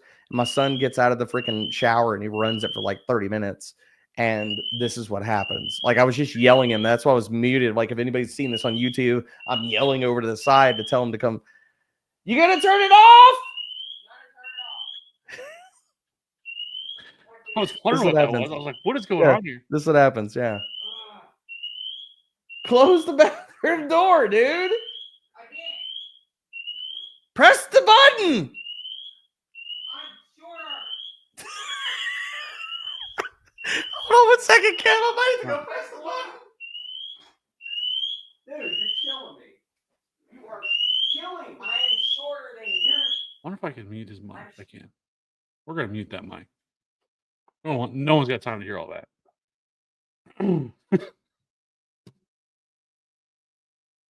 So Merritt. Yeah. Ja'Cory Krosky Merritt. yeah. So based off of film and based off of the metrics, man, I liked him as a prospect a ton coming into this. I'm looking at my rookie running back rankings, like post draft. I had him. I mean, dude, I had him at RB17. So like I put him right behind Devin Neal, Trevor Etienne, right above Woody Marks, Kyle Monangai, and Ollie Gordon. So I like JCM a lot, or Bill. So Yeah, I guess just the people that like are like taking this and like being like, oh my god, this guy's gonna be like the second coming of Jesus, you know? Oh, like, dude, see, I'm not there. Like, the thing is, like, we don't even know exactly what the role is going to be at this point. Like I mean, they have Rodriguez there, which you can think. I mean, whatever you want about him. Like, do you think Chris Rodriguez is going to take all the early down stuff? I don't think it's going to be the case because he didn't even have he didn't factor in last year. If they were that high on him, well, why if you remember late in the year buried? last year, Brian Robinson was really starting to struggle and like really terrible. Yeah, like, but they were still running out McNichols. The game that was who they were playing against, and but he ended up coming in like late in that game and like really looked way better than Brian dude, Robinson. I like Chris Rodriguez. You ain't got to sell me on Rodriguez. I guess when I look at both of it, the totality of it is like this team didn't utilize him at all last year. No, so, yeah, like my argument isn't so much that, but it's just so much of like, well, I'm seeing this like this bold certainty of people thinking that that he's going to be like the next James Robinson or something like that. You know? Like, I don't think that. I don't think that. Like, he's going to come in and just crush. I think it's 1 for 1. I look at Ja'Cory Krosky Merritt and I think he can be a better version of what they hope to get out of Brian Robinson Jr. I still think McNichols and Eckler are going to work in the passing game. I think you're looking at a guy that's going to have to earn his keep on early downs and touchdowns. And I think that's going to maybe, for me with Bill, I think it comes down to like his best run out is like a low end RB2. His median is probably assuming he is in this Brian Robinson functioning role in this offense. I think you're looking at low end RB2 upside, and probably the median is RB3 production. That's where I'm at. Yeah, I guess it'll just come down to. Well, I'm not getting stupid about this. I love the kid and I love the prospect, but I'm also like, this is reality, and this is also a guy where like the pass catching profile is not great in college. If anything, it's pretty much non-existent because he got 8 targets in 2023. So like you're not expecting him to be in that realm. He's not going to catch a crap ton of passes. Well, okay, then he's going to have to make his hay on early downs. You know, so, and yeah, like Chris Rodriguez is, there are tweets that I have in the vault over there, like in receipts out on X, where like Chris Rodriguez, like I've told people to stash him before because his per touch metrics, like I didn't know why he got so buried last year. So like if somebody were to tell me like he comes out of the woodwork and he's awesome, would I be surprised? Shit, no. But my whole thing about it is like, well, then why did they bury him in the depth chart last year, especially when Brian Robinson Jr. was not healthy? You know what I mean? That's my only other thing. I think it would be funny though. It'd just be it would be that, exactly. Or if like Brian Robinson just didn't get traded, like he just. Dude, I mean, the vibes around that too. Like, there's talk. Like the last reports I read was like they might even cut him, which is weird. Like I don't know what something must have happened. Something must have happened that we're not hearing about. Like that. Yeah. I agree with you on that. There's so much that we don't know about that happens in like whether it's injuries or locker rooms or whatever. And I didn't even think like the whole cutting him thing, but I mean, dude, like if they were to cut him, he's got a $3.6 million cap hit this year. They're only on board for $283,000 in dead. So like they would save 3.4. Here's the other thing. And I forget, it was either Erickson or no, it was Joe said it earlier on the show today. Here's the other part, dude. What if it's also, this is to free up money to sign McLaurin? If you cut Brian Robinson Jr., you're saving 3.4 against the cap. Tell me that doesn't help them sign the McLaurin. See, I kind of I'm on the thing of like I think it's smart for them not to sign Terry McLaurin to a long term deal. I mean, No, I mean I don't. I think, dude, I think Terry should get like a 4-year deal, like 4-year, 84 million or I some don't shit know. like Like that. he's Like, what 30 years old now. Like I don't know. yeah. Well, Like no, I in mean, the sense of like it's a puffed up 2-year deal, basically. yeah, Like I the money get. falls off. You know what I mean? That's what Yeah, I think. I don't know. We'll see. We'll see what happens. And like But it wouldn't shock me if they did something. I mean, like I think I saw somebody say like mention like what if they traded for Brees Hall or something. Like I I don't. saw about that too, and I was like, "Oh, wheels up, bro! Brees I Hall would think be there's a awesome real in this scenario that the Jets at some point this year trade Brees Hall. Like I don't think offense." they Yeah, really vibe together. Like I it's like agree. final year of his deal, and they want to move on. Like I could see. Like I've been saying, like the Wouldn't Cowboys that be the for a most while. Dallas thing ever to freaking do? Is to trade for Brees Hall, and then like Jerry gets to play the whole saga about giving a contract or not giving a contract to a guy for a whole another offseason, so he could just keep his freaking name in the media. It's the most Jerry Jones freaking bullshit ever to do. Yeah, because like right now, I think like the most like scenarios where like because you have the Texans situation where like I don't know what's gonna happen. Like Nick Dude, Chubb, I think might be cooked. But I also I've said this before, and I'll say it. I'll say it again. Like I think Damian Pierce is just an dude, I interesting. wish Damian Pierce would come back and be awesome, Like he's a man. much better fit for the Nick Caley run scheme that he's probably going to run. Yeah, I He has disagree with talked you. up. Hope so. Nick Caley has talked up Damian Pierce and said that he was really high on him when he was coming out of Florida, and that he likes what he brings to the table. Yep. And so like, and then I know recently head coach is what is his name? DeMeco Ryans has Yeah. talked about him really highly too. Like we'll see. Like, but like I think there's a like I wouldn't be shocked if by halfway through the year if Joe Mixon's cooked that he took over this early down role. I think it's a non-zero chance. What's up, Will? I think it's a NYZ, non-zero COU. chance that Joe Mixon might not play a snap this year. Yeah, I've seen multiple people kind of talk about that, hint around that. Everything I've heard is not good, dude. Not good. So, but you have that situation. You have the Cowboy situation. Like there's, with Javonte and Jaden. I still think Travis Etienne could get moved.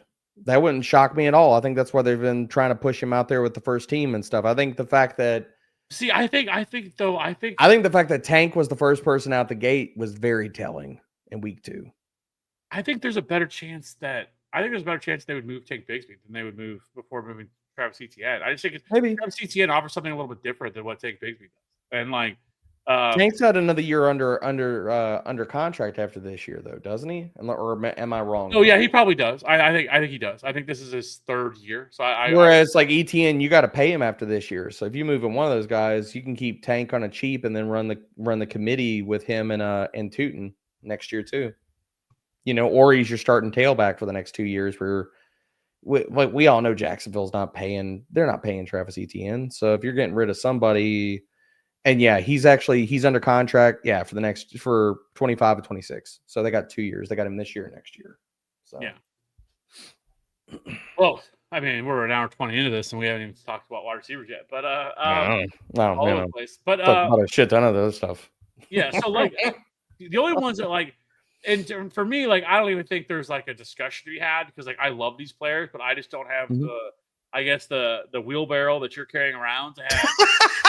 To have George Pickens at 13 and Ted McMillan at 14. Yeah. Those are my 2 like favorite like middle round wide receivers to target. I love both of those dudes. I have both of them inside my top 24, but I don't have them at 13 and 14. Like, I mean, I'm saying it with my chest that I think that this year, I think that there is I think that this is going to happen.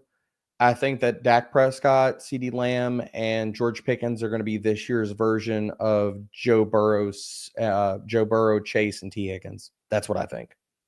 I think that that defense is not good. I don't think that running game, although I do have the light left on for Javonte a little bit this year. I do, because some of his granular stuff from last year does look good before he hit a wall.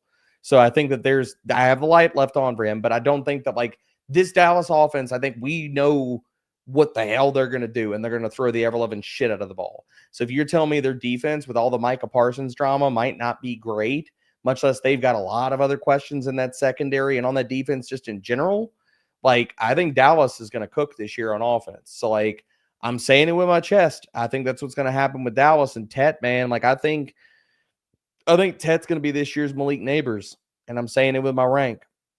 Like, I think he's going to get 140 plus targets this year. I think he could spike double-digit touchdowns. I think it's going under the radar. One, how much Canellis has talked about running his passing offense through Teteroa McMillan. He's come out and talked about he's going to challenge him. He's going to give him volume.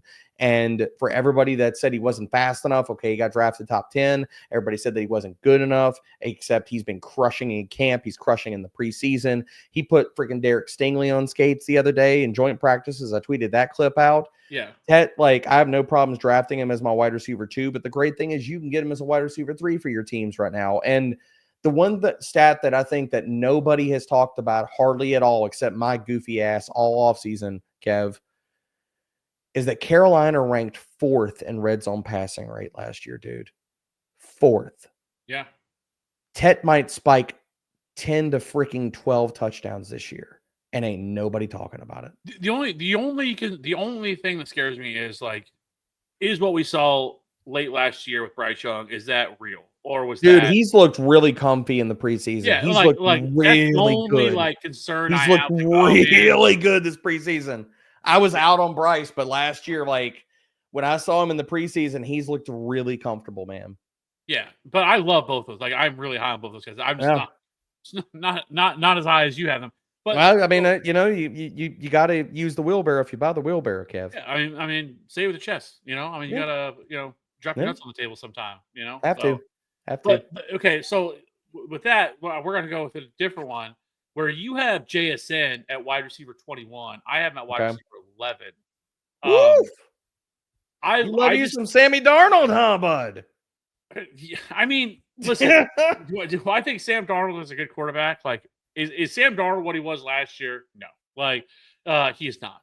But I will say this, that I think JSN and this offense, like, I still think Cooper Kupp's probably dust. And I think that JSN, that there's a real scenario that he sees 150, 160 targets. Like, he saw 137 of them last year. He was wide receiver 17 in fantasy points per game last year. And I think he just kind of takes that next step this year and puts it together for this wide receiver 1 type season. And I don't love Sam Darnold, but I think Sam Darnold can at least be functional enough in this Clint Kubiak offense that I think that he could be that low end wide receiver, like what low end wide receiver 1, kind of like what we kind of thought of Drake London as last year. Mm-hmm. But okay. You have him as like a low end wide receiver 2. So and I'm guessing it's because of Sam Darnold.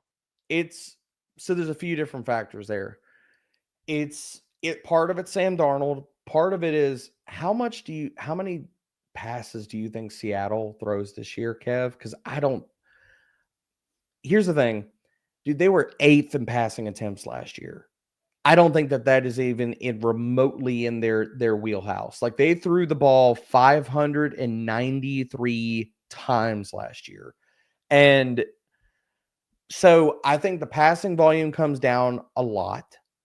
I don't know if anybody's like, I think that's kind of the consensus take, but again, I don't think that belief is bleeding over into people's JSN projection where it's bleeding over into mine. I think they're going to lose maybe close to 100 passing attempts. Like, maybe not that much, maybe like 80 something passing attempts. Like, they're going to end up in the low 500s. Now, then it comes to target share and stuff like that. Can JSN, I mean, if that happens, then JSN has to command like a 30% target share. Is it possible? Maybe. I mean, last year he was like, even when he was crushing it in weeks 9 through 18, he was at a 25% clip. And so, okay, well, if he's at 25% and they're only throwing the ball, 500 times or somewhere in that realm, then he's got to do other things. Like, he's got to get it done on the volume, and he's going to sit there and have to run hot. The other part about it, man, is like on just an analytics just with the analytics, like I have a hard time making the case for him because when he was crushing it in weeks 9 through 18, he's getting a ton of volume, but his separation metrics and his route win rate metrics were terrible, man. Like we're talking about a guy that overall last year amongst 112 qualifying wide receivers was 62nd in separation, 88th in route win rate. He got a ton of freaking volume. Is he going to play in the slot or is he going to play on the outside? I think he's probably going to play in the slot. And dude, I'll be honest. Like when I looked at Cooper Kupp stuff, I was actually very surprised how good his metrics were last year. Like he was honestly even better as a boundary receiver than he was even out of the slot. And if you just look at it like overall, like win rate, separation, things like that, like even his per route metrics, he wasn't cooked. Like he had 2.15 yards per route run. In the games where he played at least 55% of the snaps, he still drew almost a 25% target share. He still had almost a 32% first read share. So it was like when Kupp was actually healthy or at least out there, he was still playing really, really well. And then you look at it like his separation metrics were actually better from the outside. So it's like I was expecting when I walked into this offseason to think Cooper Kupp was going to be more on the back nine of his career than he was based off of the numbers on paper. And so like, I think Cooper Kupp has got a little bit more left in the tank. And now this all comes back to can he stay healthy? And good Lord, I don't know, man. So that's why like I can't pump like Kupp's numbers up, but it's in this offense. I think they're going to throw the ball a crap ton less. JSN's metrics, like his deeper metrics, scare the ever-loving bejesus out of me. What is his role? Because even if you look at it like outside versus perimeter, his numbers, like there's a divide there. And then it goes back to Sam Darnold, and I'm just like, ugh. I don't see him taking a step forward. I see him putting up a solid season as a wide receiver too, but I don't know if he takes. I don't know if he bests last year's numbers when the offense is definitively going to be more run heavy. Kupp on a per route basis was a million times better than DK Metcalf. Like DK Metcalf on paper had a terrible season. So if Kupp can be better than DK at drawing targets this year, if JSN's other metrics don't look good and he's only getting the low A dot stuff, well, then it comes back to volume because then he's got to catch 100 balls to get over like 1,100 receiving yards, probably because of the low A dot targets. And then it's Sam freaking Darnold. It just all comes back to me like I'm lower on consensus based off of how I'm projecting him, his numbers, and that offensive passing volume just in totality. Yeah, I guess for me, I think it's just a really consolidated target share no matter what. Like, there's not like a tight end of consequence. So I also agree with that. Like the other side of that is I think Elijah Arroyo is going to step forward this year. I'll say that too.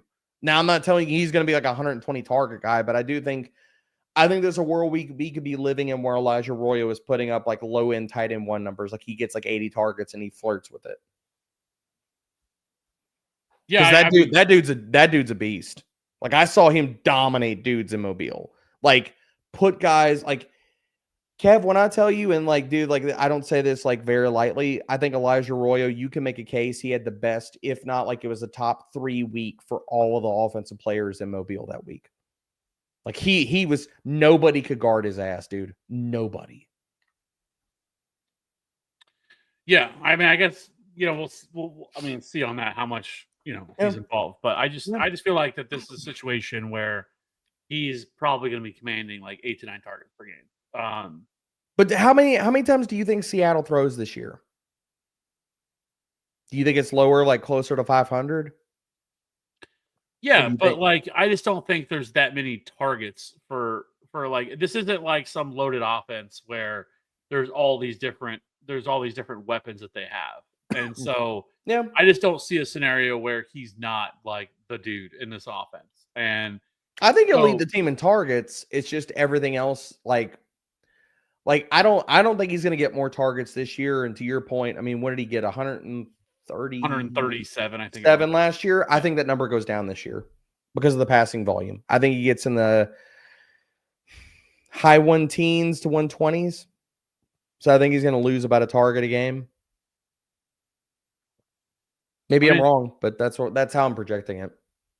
Yeah. So, and then so like past that, like I think as far as like I think the other one that like I'm higher on than you are is Ricky Pearsall.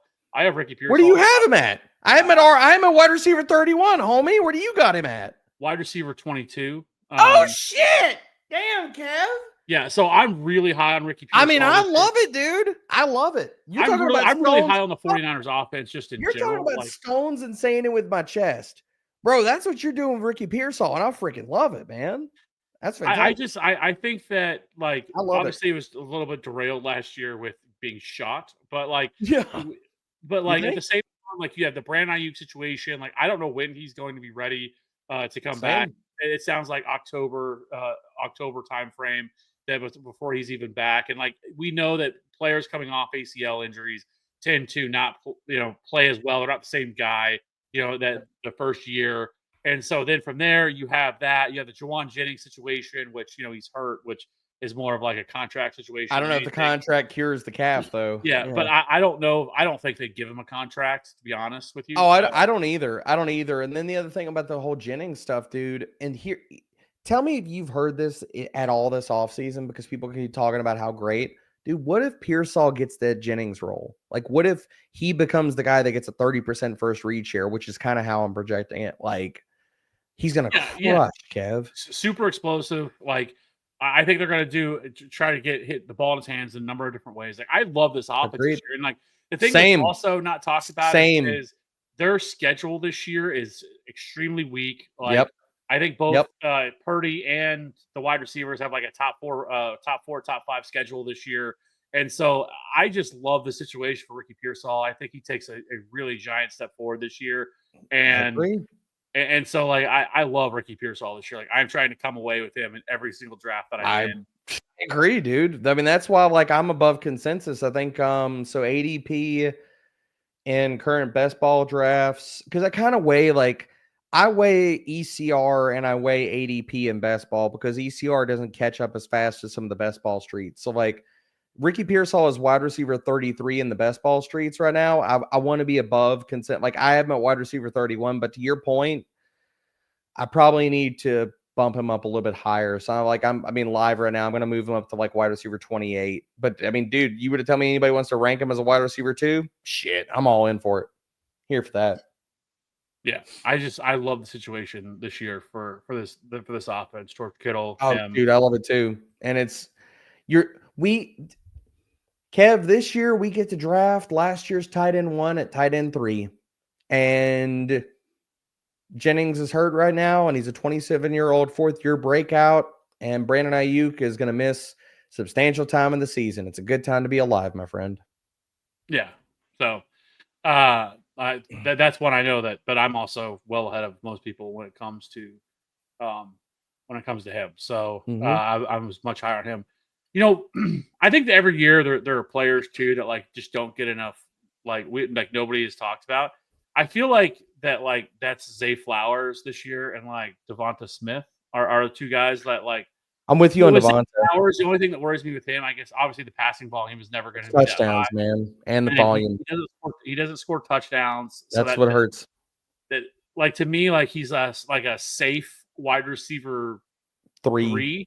Yep, I think. But I don't see the ceiling for more, man, just because of the two things you just laid out. That's why I can't push him up any higher. Like I can't draft him as a wide receiver 2 or rank him there because he's literally been wide receiver 31 and wide receiver 32 over the last 2 years. Like I love the talent. Devonta Smith one though, I think. Dude, people are hating on that guy. Like you get Devonta Smith as a wide receiver 3 in drafts where he is legit. Even last year, he's never produced on a per game basis lower outside of the top 20. Like, what the hell are we doing? Well, I think the Eagles throw the ball a lot more than they did last year. I agree with you. I mean, just from a simple regression standpoint, Kev, like they were absolutely stomping teams last year, and they ran the ball the entirety of second halves last year. Yeah, shout out. I think it was Lord Reeves. I heard this. Yeah. Rich has a fantastic stat. Like AJ Brown, 23 targets, 35 targets, 35 targets in the second half of games last Yep. Like 35. Like that's Like when you hear that, you're just like, what? Like that's a real it was thing? like first half he had like 80 some targets, 90 targets, but then in the second half of games he only had 35 total targets. Yeah. The entire season. I'm with you on that. Like I have Devonta Smith at wide receiver 19, and I'll take that one step further. People are disrespecting Dallas Goedert. He's been a top 12 tight end every single damn year on points per game. He was even last year, and people are ranking him as a tight end too. And I'm like, why? Because you want David Njoku in that shit situation in Cleveland? Or people want to you want to draft Tyler Warren above him too, where it's like, what do you get out of Daniel Jones? And there's 3 other prominent pass catchers. Oh, you want to draft Colston Loveland? Again, same situation. And Colston Loveland could be Dalton Kincaid with a 60% route share this year. Y'all want to draft that dude again above Dallas Goedert? I don't get that, man. Like, so I agree with you on Smith, and I'll even push this over to Dallas Goedert. Like, he should be ranked as a top 12 tight end this year, and he's not. Yeah, I agree. And I just the overall, I think, for this, I think, is that people are just too low on the wide receivers for the Eagles, or the Eagles passing game for that matter. Oh, agreed. Agreed. Well, they hate Jalen Hurts, dude. I mean, how many years we had to see people disrespecting or don't want to believe in Jalen Hurts too? Which is wild, because like it's wild from a fantasy perspective, he has 4 straight years of scoring 10 plus rushing touchdowns. Yeah. Last year, I think he had 20 more fantasy points, and I think it was like 9 of 15 games last year. Like, and he did so not throwing the ball. He threw the ball at like an absurdly low rate. I think it was like 24 pass attempts a game or something like that. He had 18 passing touchdowns last year. 18. Like, we're gonna get one of these years, Kev, where Jalen Hurts puts up okay, just zoom out from this way. His passing touchdown totals over the last 4 years, and in mind you, he has scored 21, 21.9, 25.6, and 21.4 fantasy points per game. He has thrown for 18, 23, 22, and 16 touchdowns. Dude, if we ever get a 30 passing touchdown season out of freaking Jalen Hurts, and everything else stays the same, he's gonna fucking break fantasy. Oh yeah, for sure. Yeah. Like he's gonna put up like 27 points per game. That's what's gonna happen. Like, take his 2022 year when he was 25.6 and he was the QB1. He did that shit with only 22 passing touchdowns. 22. That's crazy, man. Crazy. Yeah, I'm very high on Jalen Hurts this year. Yeah. The one that I almost forgot about. I'm happy I didn't. But this goes back to like draft season, like NFL draft season too. Like, why do you hate Luther Burden? Because Luther Burden is just a really puffed up version of Malachi Corley, homie. Like, he is, it is screens, it's free releases, it was all schemed up production in Missouri, man. Like, and I'm not telling you, like, dude, the other thing about it is, like, I mean, he's legitimately running behind Olamide Zaccheaus right now. Like, and whether that's part of, like, sure, he was hurt in camp. There's also a lot of bad coach speak out there about him lining up wrong and a lot of other things. Now that's turned around some. That's turned around some. I will say it's turned around some, but just, we have a long track record of these manufactured touch wide receivers, consensus being extremely high on it, and these guys don't pan out, man. It's like, we could talk about. I feel like that he was drafted to be. Because we all know that Ben Johnson loves. He's not Amon-Ra. Please don't do that, Kev. I didn't say that he was going. I didn't say he is Amon-Ra. I know. I will also say, like, heading into last year, Luther Burden was a legit, like, top 15 prospect, like legit top 15 prospect. Like, he was going to be drafted in the top 15 picks. Like, and then he didn't. I would have disagreed with it then. Like, I disagree with it now. He didn't have it quite as good last year. Now Brady Cook was hurt for the majority of the season.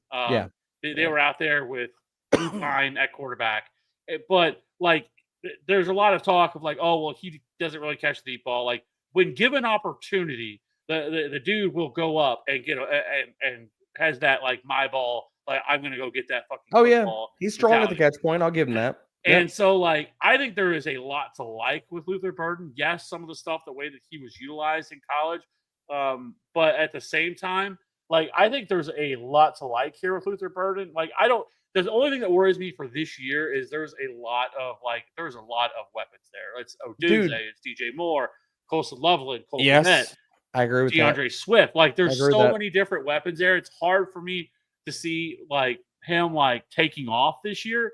But at the same time, like, I do think they drafted him to be the slot wide receiver for this team. Like, I think that is what they envision him to be. I think that's the role that they want him to get to. And I don't think it's going to take him long to surpass Olamide Zaccheaus. Like, I don't think that's a hot take.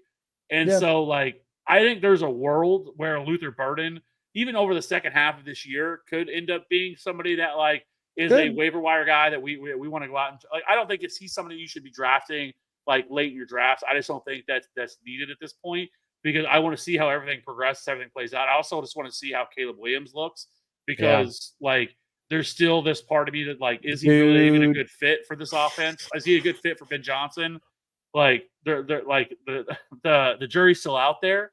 But I think there's also a scenario there where Luther Burden could become a star. Like, I think he is. I think the potential is there. I have watched him, every game that he's played in, and he is a special player. So we'll see on that, but so he's got really good movement skills. Now the divide for me, and this comes like just back to a film and a player centric take.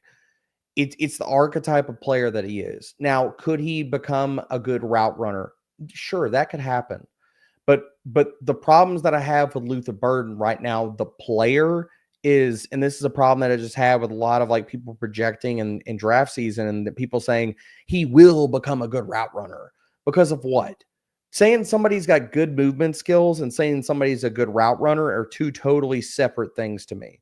And so looking at the archetype of this player, a manufactured touch type of player in college, they haven't transitioned well to the NFL. Like, we want to talk about Andy Isabella, we want to talk about Rondale Moore, you want to talk about the Tutu Atwells of the world. There's a lot of different body types and a lot of different things to talk about with all those guys. Or Malachi Corley. And like 200 or 198 or something like that. Like, he's not this tiny little wide receiver. No. But to me, it's the archetype of wide receiver. It's not so much of like stature and BMI and things like that. It's how they were utilized and their skill set. And those receivers have struggled with the transition to the NFL because, to me, give me the guys where they just ask you to go line up and route up dudes. That wasn't the case for Luther Burden. Like, it was a lot of scheme manufactured touches, a lot of rub routes, a lot of easy ways where they created and put him in space and put the ball in his hands. And to me, that makes players more of a projection than guys where I can point back to the film and say, look, I love their analytics, but also they're really damn good route runners at this point of their careers as well. And it's like, I'm not going to lie to myself and say I saw those things with Luther Burden when I didn't. And so the archetype of player, could he become that player? Did you watch any of his 2023 stuff? I did. Because like in 2023, I know like he was better, but he still top like 5 in yards per route run in the country. Oh, he was. He was, but there's been a lot of guys that check the analytical boxes, but the film doesn't match up for me. You know what I mean? Like, and that's why I try to marry the two in the process to where this is more the archetype of player. Whereas like there's certain analytical boxes that he checked that were really good. We can go back and like a lot of people said the same damn things about Malachi Corley, and Malachi Corley has done what? Squadoosh in the freaking NFL. So like, it's a lot of like the archetype of players, a lot of the film, the usage, where I see a skill set, where that can go. But also, yeah, going back to the Bears, dude, there is a shit ton of good players. There's a crap ton of target competition there. This is also a Caleb take too, in the sense of, dude, like everybody wants a piece of the Bears offense, but yet the quarterback, we have not seen him support one good fantasy asset, much less 4. What? Then what the hell are we doing here? And for everybody, and I gave this take, I taught the preseason with Brett Whitefield on First Read for Fantasy Points earlier today. I said the same thing there, and I said the same thing on Ray's show earlier this week. Everybody is falling over themselves about Caleb Williams' performance in the preseason. Dude, it went about as perfect as it could, But if you look at those plays, he threw from pristine, perfect, clean pockets. He did not face any pressure. It was 2 steps, rip. 3 steps, rip. And not every play is going to be where it's 2 steps, balls out of your hand, and your guy is open on your first read. I mean, literally, that's not how every single down in the NFL is going to go. They didn't task him with any half-field reads, full-field reads, or anything like that. It was literally quick game, like drop back foot hits, fire. Back foot hits, fire.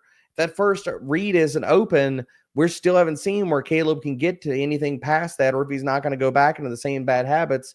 And yet, in that same game that nobody's talking about, the final 2 passing plays of that game, you saw some of last year Caleb kind of like slowly eke out around the sides where it was like he got pressure, he didn't set his feet, threw a poor ball. I think it was Roma Dunze, and people are like, oh, he should have caught that. Bro, Caleb should have delivered a damn good ball. He should have stepped up in the pocket versus the pressure, and he did something very similar on the last play of that game. So I don't think all the kinks are knocked out for Caleb Williams. I think it was a perfect scenario where he had no pressure. He hit his back foot, and his first read was open, and it's a very small sample size. So, like, people can miss me with saying, oh, my gosh, validation for me calling Ben Johnson the football messiah and me believing in Caleb Williams when everybody told me not to do it. Like, so I'm not there. I'm not.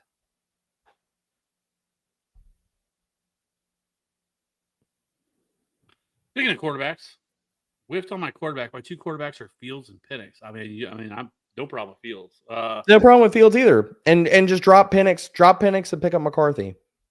Yeah, I would definitely do that too. Yeah. I mean, assuming the floor and ceiling is higher with McCarthy than it is for Penix. Straight up. Better weapons, better situation, all the things we talked about earlier in the show. I mean, fantasy football real life football is completely different, but in fantasy football, I mean, Justin Fields is a phenomenal option. Oh yeah, for fantasy, hell yeah. Yeah, he has been an absolute baller. He's a top 10 quarterback. He will be a top 10 quarterback. Like if he's playing, that's what happens. That's what rushing gets you. When we talk about passing or not passing, but that's what I will say. I think my favorite late round quarterback, though, like not named, like because they're kind of borderline, like Dak Prescott and Brock Purdy. I will say it's Drake May. Like I think there's I love Drake May. I think there is a world where he rushes for 700-800 yards this year. He had 400 last year.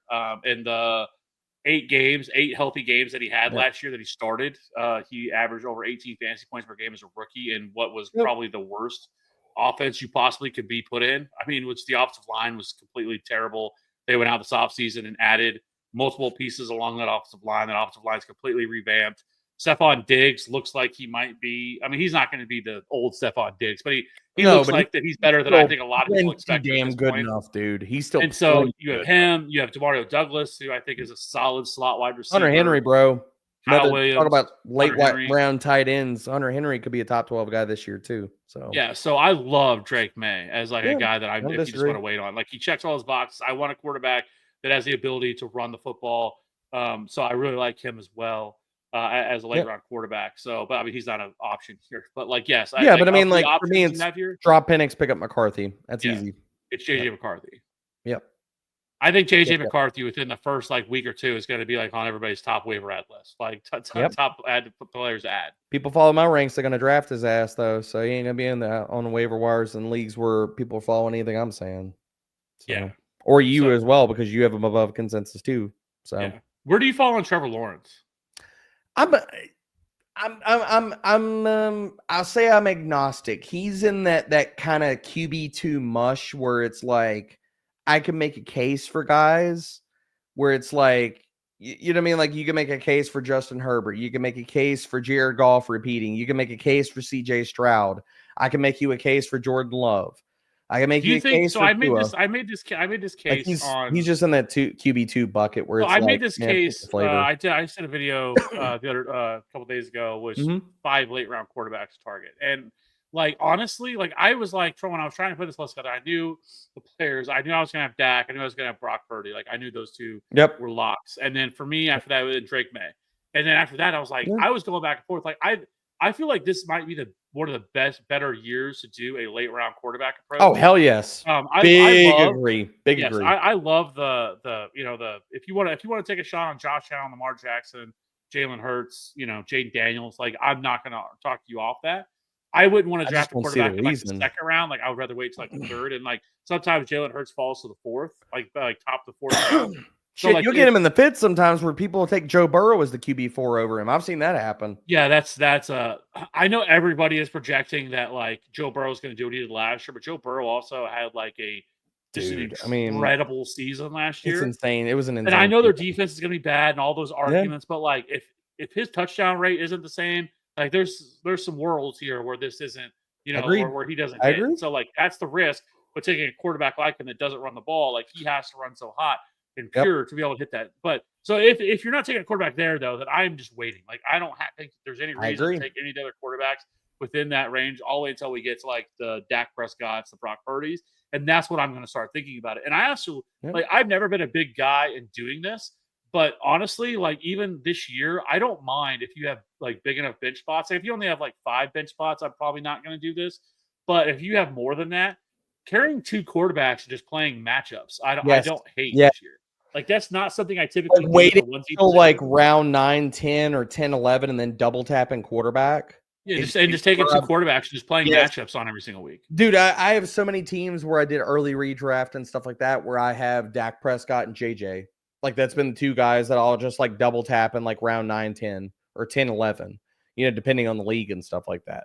Because I think they're a perfect mix of ceiling and floor where like I might legitimately have 2 QB1s on my damn roster and I didn't draft either one of them before round 10. Yeah. Which is nuts. Like I'm totally with you. I love late round quarterback. Like, and we didn't even mention CJ Stroud, dude. Like, there's a world we could be living in where his pass game, like their offensive line just has to be league average.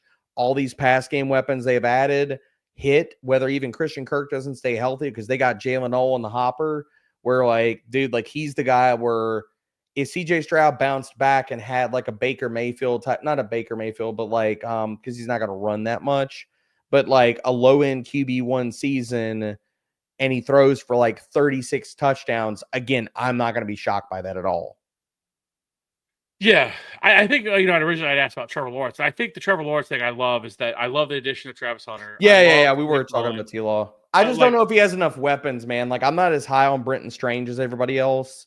And then I think he's fine. Like, I don't think he's not. I think he's fine. Like, he's going to get volume, but there's nothing to be excited about there for me. Like, it's like his athleticism doesn't show up on the field in the terms of like how good he is as a route runner and stuff like that. Like, he's too stiff in the hips. It's more of like Strange is one of those guys. I'm like Peterson drafted him because he loves to get guys, just let his tight ends run crossers and run away from guys.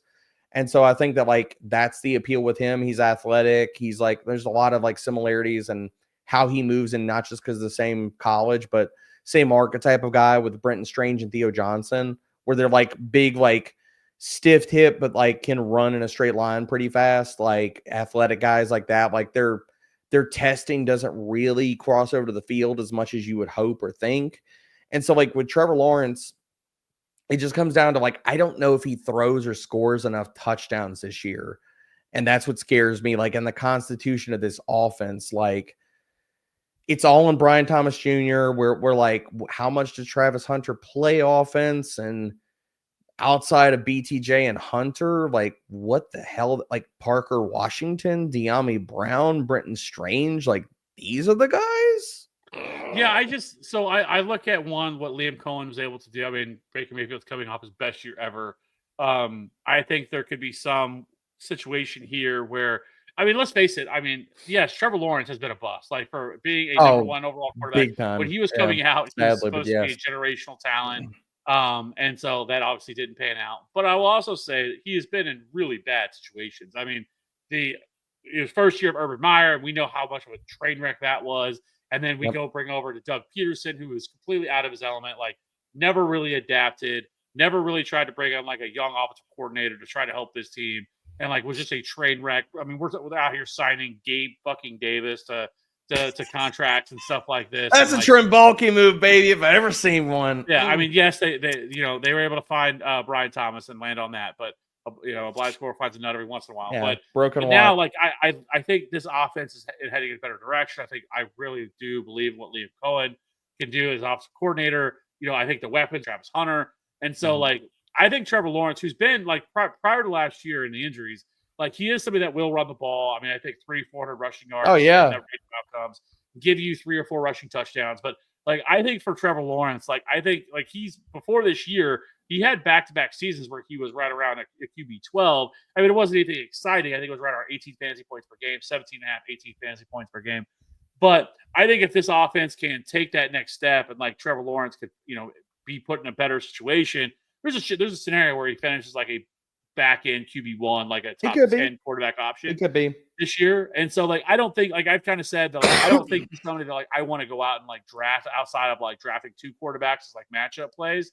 But I definitely think that he's a viable streaming option. But I would like to see how this progresses, where he could develop into more of maybe he is just somebody you're going to add and you're perfectly okay with drafting, because we have players every single year in fantasy football that come out and well outperform at, ADP and expectation. And so I think Trevor Lawrence could end up being one of those dudes. He easily could be. No, I agree with you, Kev, on that. Like, I guess my whole thing with Lawrence is just the weapons. Like, if you were to tell me Hunter was going to be a full-time wide receiver, I'd probably bump him up a few spots. But like, because then I would feel much better about his top 2 receiving options. But the other side is like, I guess it comes down to me. Like, I think the rushing floor with him in that low 300, maybe mid 300 rushing yards floor is well established. There's a run out where maybe he gets like a bump in the rushing where he gets into the 400 range and maybe like 4 to 6 touchdowns, which really could help him. Then it really comes down to like, how many passing touchdowns do I see him throwing?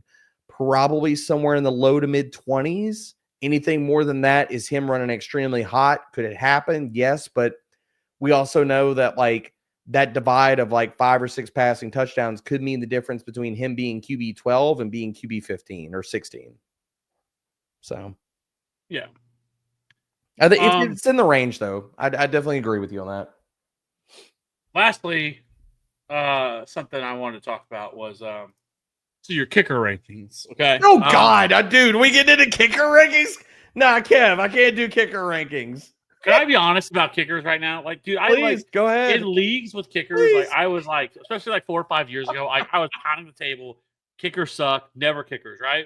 Yep. But like I have like the last couple of years been doing like kicker content. Like I put out like usually. Why like, do you hate yourself enough? Early August, I started putting this out, and then last year, all year, I did like streaming kickers and defenses, and like I've become like I've actually enjoyed like looking up this stuff, like getting into this stuff. Like so, like I look forward. Like I just did my defense, yes. Kickers, no. No, but like seriously though, but like last year, like last year, I think we had like 4 or 5 kickers that averaged over 10 fantasy points per game. We had 3 that averaged over 11 fantasy points per game. Austin Cyber averaged 13 fantasy points per game. So I was looking at your kicker rankings, and I'm like, dude, does this guy even like? What are we doing here with these kickers like that we got going on here? Like you have Evan McPherson as 7. Like he should even be in your top 12. Matt Gay, you have at 14. He should be in your top 5. Like, what are we doing there with that? You have Tyler Loop, the kicker for the Ravens, is not even ranked. I mean, what are we like the Ravens kicker? Oh my God! All right, well, I'm adding Tyler Loop to my kicker rankings, Kev. I mean, you still have Justin Tucker on this list, who's a free agent. Oh, that's fair. That's fair. That's fair. Like, hey, right. I'm just trying to help you out in your rankings. You're right. Here. You're right. Like, I was offended by your kicker rankings when I saw them. Well, I'm sorry. I didn't mean to offend you, Kev. But like, I've enjoyed looking into kickers, and like, I don't know why. I think some of it just why that's as you saying. I don't know why. Why do you? I think it's because it like breaks up the monotony of talking about like the quarterbacks and guys, wide receivers that we all talk about all the time, and like nobody covers kickers. And so like I was like, you want to know what? And I started. I'm gonna be the kicker guy. Like I'm sitting here like watching kickers in college. Like Tyler Loop, I was like, who is this guy? I got to figure out who he is. So found out like he set the school record for 60-yard field goal. Also 84% conversion rate, which is above league average, but that was the all Big 12 last year in the Big 12. But I'm just like I'm all in on kickers. Like I don't know. So like I just wanted to help you out. Apparently, I'm updating my kicker ranks as. So how do you feel about Tyler Loop being kicker 10? That's right around where that's right around where I am. There you go. What about Fairburn? Where do you have Fairburn at? Because I got him at kicker 5. So I have it at Brandon Aubrey 1, Cameron Dicker 2, and then Fairbairn 3. Okay. I'm really high on Denver this year. So and I think Detroit's not going to take much of a I like step Will down. Lutz. I got Lutz at kicker 3, and I got Bates at kicker 2. I got Dickert 4, Fairburn 5. I did bump up Matt Gay. He's 6. I got Jake Elliott just buying into good offenses. So Jake Elliott, Tyler Bass, Evan McPherson at 7, 8, 9. Loop at 10. I got your boy Butker at 11. And 12 is a cluster, dude. It's like who at 12? I don't know. Like maybe McLaughlin. Still think the Tampa Bay is going to be good, but you can make a conversation for a lot of guys there. Okay, so here's my 2 that like this is the 2 that like, I'm going to put Reichert up. Never mind. I'm going with Reichert at 12. So I like Reichert, but okay, when it comes to Jake Elliott and McPherson, right? So let's start with Jake Elliott. Really quickly. Last year he was really bad. He only converted 77% of his field goals. Well, push too. League average was 85%, and he was at 77% last year. And he only converted 1 field goal, 50+ yards. And then, like you just mentioned, I think that's a big deal to push. Also, there's a propensity to go for it on 4th down, take away his opportunities. But and so that hurts. And he wasn't even he was barely, I think, a top 12 kicker. But Evan McPherson is the worst one. McPherson was really bad last year. He only converted 70% of his field goals.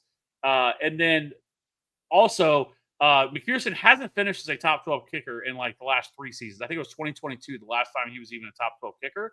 And so but everybody ranks him there because because of the Eagles. Apparently nobody's doing any research on kickers. And so like every year people put these guys up there. Like I think Josh Carty, Cam Little is an absolute dog. He's the dude that kicked the 70-yard field goal. The 70-yarder, which I was pissed. I was mad because hot take. Shouldn't that be the record? Shouldn't that be the record? It should, but it's preseason, so they're not going to count. But here's the thing. Who gives a shit if it's preseason? It's an NFL game. Why does it matter that it's preseason? It's still an NFL game. Why is that not an NFL record? The 70-yarder is that it had leg. Like it wasn't like it barely made it. Like it made it from another 5 more yards on that thing. But Cam Little last year, he converted 93% of his field goals. He only scored 7.4 fantasy points per game, but that was also because of how poor the offense was. But like this dude, him up. I got Cam Little. Cam Little absolutely finishes the top 10 kicker. I'm surprised that people have not just left. I Evan McPherson down to kicker 16. I am dropping the kicker knowledge right now. So people, all the people that are in here right now, you're welcome. You're going to dominate your leagues because like you're just getting the kicker knowledge right now. Yeah. I mean, dude, I appreciate the call out. I'm updating my kicker rankings as we speak. I'm trying to let you know. Well, the other thing about this is you need to move up. You need to move up. You also have Eddie Pinheiro in your rank. I don't know why. Yeah, I got him out. I just saw that. I got him out. But Brandon McManus should be higher. Brandon McManus was awesome last year once he took over. And then the other one is Chad Ryland, the kicker for the Cardinals. He was really good once he finally took over last year as the kicker, which is crazy because he was absolutely fucking terrible the year in 2023 when he kicked for the Patriots. He only converted like 63%. Yeah, but last year he converted 87% of his field goals. Last year he was really good. Looks like he won the job. He took it away from Matt Prater, who was the kicker. Boswell's been one of those guys where the reputation and the production don't match up. Last year Boswell was fucking awesome. I mean, he was. But the years prior to that, wasn't nearly as good as you would think. No, because of the offense that he's in. So again, this is how much I've looked into it. So like the 2 things that matter the most when it comes to kickers, like selecting a kicker, really is 3rd down conversion rate, which just makes sense, right? Teams are able to convert. And then honestly, just apply team totals every year. Looking at those 2 things, I think go the furthest when it comes to drafting a kicker. So yeah, I am locked in on kicker. I could sit here and dude, the other thing about it is so right now I'm updating the top 200 that's live on the site right now. So I have 200 players. This is including I only have 1 kicker written up so far. But my point of bringing this up too is and no BS, like this week I was getting into updating my kicker rankings as well as my defensive rankings. as I'm expanding the top 200 that I have written up right now to the top 250. So I will have at least like somewhere around like 14, like probably 14 to 16 defenses, probably at least 12 kickers, depending on how deep I want to go with it, that are written up on the site for people. So, you know, I wanted to create a one-stop shop of like so many players and everything that were written up where literally you could walk into this, you can apply this to redraft, you can apply this to freaking best ball, you can apply this to FFPC, whatever the hell you need. Oh, well, I mean, that's awesome. Yep. So I appreciate you keeping it a buck on the kicker rankings, Kev. Yeah, I was so mad that like I hear it in your voice. You were like, "What the hell is this shit?" Yeah, so like people don't know, but like FantasyPros, because like our rankings are on like FantasyPros and everything, and they from time to time will ask you to like be involved in like submitting stuff. Oh yeah. And so like I was like, so when I saw it was for like sleepers and like they wanted to write somebody up, and I'm like, I was sitting there looking at everybody. I was like, man, everybody's gonna pick like Ricky Pearsall, like all these dudes, like Jay, like Bill, like all these guys are gonna get picked, man. I don't want to be the same guy talking about the same players. So I was like, you know what? I'm gonna pick a kicker. Matt Gay is kicker 14 right now in ADP. I'm gonna write up Matt Gay. So I wrote up Matt Gay, and I was so mad. I submitted it, and then I realized that they only wanted for a. You didn't read the fine print, bro. I almost was gonna ask you to ask whoever is in charge of that to like, will they allow Matt Gay? Make an exception. Yeah. I got a Kevin Steele exception. I need to fast track this. Please. You should ask him. Just ask him, like, would it be okay? Like, maybe some people. I mean, why can't a kicker be a? That's funny. Oh, dude, I love it. I love it. See, this is the psycho degen shit that people need. I love it. Yeah. So, anyways, I mean, if people are listening here, like, you guys should be locked in on kickers now. Like, you should be. You should be. Oh, and if you want to know, like, just ask me, because like I was so mad last year. This is it on kickers, I promise. Last year, Austin Seibert, like for the first 8 or 9 weeks of the season, was a fucking dog.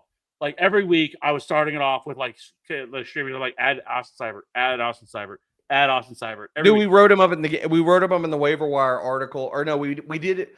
We did Seibert. I remember it was a running bit we had on the waiver wire show for FantasyPros last year. He stayed under like 40 or 30, something stupid low. We literally told people, because we had a kicker section in the show, to your point, I think we said Austin Seibert was an ad at kicker for, I think it was the first like 7 or 8 weeks of the show, dude. It was like stupid. I was so mad. Like I was like, oh, here we go again. I was like, I don't know what we're doing, guys. Yeah. I was like, every week it was me or Pat. Whoever got to the outline first was saying, all right, Seibert, auto. He averaged over 13 fantasy points. Dude, he had 30 field goals. He had 30 field goals last year, and he only played 9 games. Like, for context on that, Jake Bates, who was the kicker 6 last year, only attempted 29 field goals all year. Yeah, like it's wild. Dude was an absolute monster last year, and I was so mad because like people weren't adding him. I'm like, all right, but as people that are watching the show, we're all just living in Austin Seibert right now. And then the sweet baby angel got hurt. So yeah, sucks, man. But yes, I do remember the running bit that and then we went to, I think it was Reichard, that me and Pat were telling everybody after Seibert finally got pushed above the threshold. Then we had to pivot to somebody, and we were saying to add Reichard, I think every week was the running bit. But I do remember we had a good 7 or 8 week stretch where we were literally like, all right, well, another week, another waiver wire, pick up Seibert. All right, enjoy. Peace out. See y'all next week. Yeah, pretty much. I mean, he was awesome. So, anyways, I have a new love for kickers, I guess. I don't know. Apparently. So, yeah, just tune in here every week. You're going to get the best. Speaking of Will Reichard, the kicker 7 last year. So yeah, and he's going at like kicker 20 right now. I don't understand it. Yep. Well, I'll put some respect on his name now, Kev. I did him right. You averaged 10.1 fantasy points per game. I mean, I got all the notes. I got everything written down. I believe you. The kicker guru that some have said. Oh, I am. I'm. Some have said. Marion Hampson or Kenneth Walker. This is not the right place to come to if you wanted an unbiased opinion on this. What this is going to be. But this is what I'll say. So like it's Kenneth Walker for me. It's Kenneth Walker for me. For you. Yeah. Like all of the avenues there for Kenneth Walker are phenomenal. Like Clint Kubiak. I've said catch a shit ton of passes. Huge for Kenneth Walker. Kenneth Walker is terrific on outside zones. I think in his career, I don't have it pulled up anymore, but it's like 4.5 yards per carry on outside zones. Zach Charbonnet's career only averaged like 3.3 on outside zones. Alvin Kamara was top 5 in outside zone runs last year, so like he's going to run a ton of outside zone scheme, and it's phenomenal for Kenneth Walker. I think it really sets up Kenneth Walker really well. Contract year for Kenneth Walker. Like I love Kenneth Walker this year, but there is still the caveat that like worries me with him is his injury. Got to stay healthy. He's already dealing with an injury. We don't know the severity of it. It's a foot injury right now. So I'm not really sure like how severe this is. They make it sound like it's just maintenance. I just think it's maintenance right now. I have nothing because again, and this is one of my pet peeves, Kev. I wish the NFL would force them to put out factual injury reports. All this coach speak, like the coach's edge bullshit about like, well, blah, blah, blah, blah. Like, dude, I'm sorry, but like, here's the other reality. When you're integrating more and more things of like betting and fantasy and all those other parts and stuff like that, there is no way that all this information about whether players are healthy or they're not healthy should not be accurate and available. Like, I just, it's accountability. You know what I'm saying? Like, baseball has to do it. Like they got to put guys on the DL and stuff like that. They got to report injuries and stuff like that. But NFL gets to play by their own rules and skate by and all this kind of shit. Like, dude, it's not until we see like things on freaking like Netflix documentaries about holy shit, dude had a broken rib in week 5. Never saw anything about the injury report about that one. Good to know. Well, like, even like the Christian McCaffrey stuff last year was like the best. Like it literally went up to it's like ridiculous, dude. Because they don't have to put out an injury report. Like why? Fine, and then like he goes like, and then he gets scratched right before week 1, and it's like, oh, this is great. And then you know all the things that happen from there. Yeah. Like it was never meant like that. But like to me, it's like why is there should be an accountability that they have to put out injury reports in the preseason and look like. Fine. A lot of teams make it where you can't video this in camp and all this other kind of stuff. I get that. But put out injury reports. You're not giving away your damn playbook by telling people. But besides the fact of people taking roll call and saying, oh, who's not at practice today? Guess he must be hurt. Guess I'll ask the coach at the end of the practice. Is he hurt? Where was he? Oh, he wasn't here? Oh, his grandma had a birthday?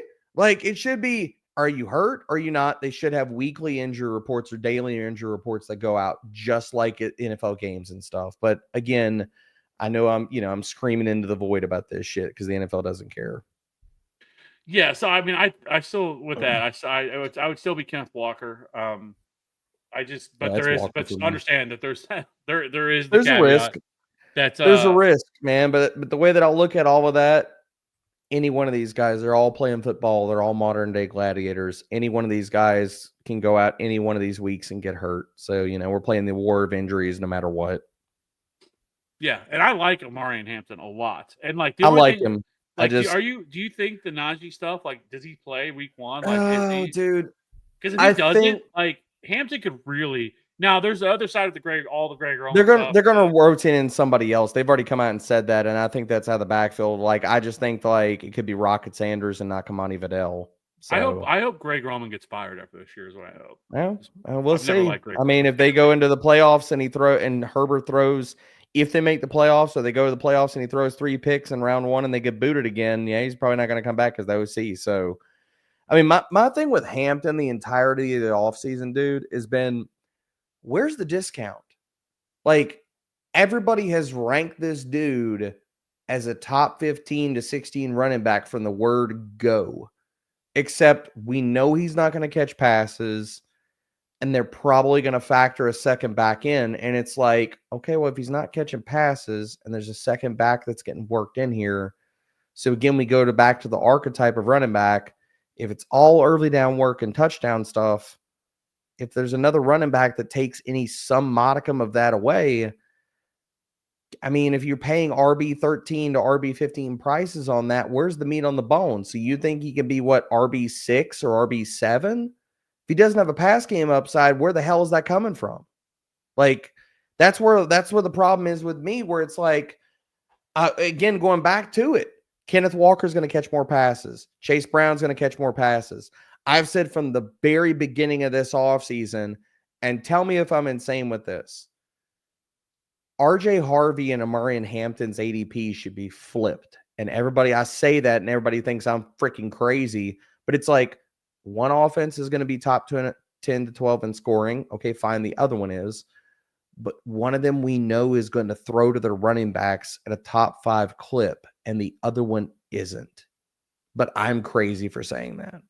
Do you think there's any like world that like we're overlooking what could be a down year for Bo Nix? That like he takes a like kind of not necessarily so much of like a if like there were CJ Stroud type if there were differing camp reports, I would be on that, dude. Every camp report I've read about Bo Nix has said he's lighting it up, dude. Like he destroyed in joint practices the other day, like surgical. Like so.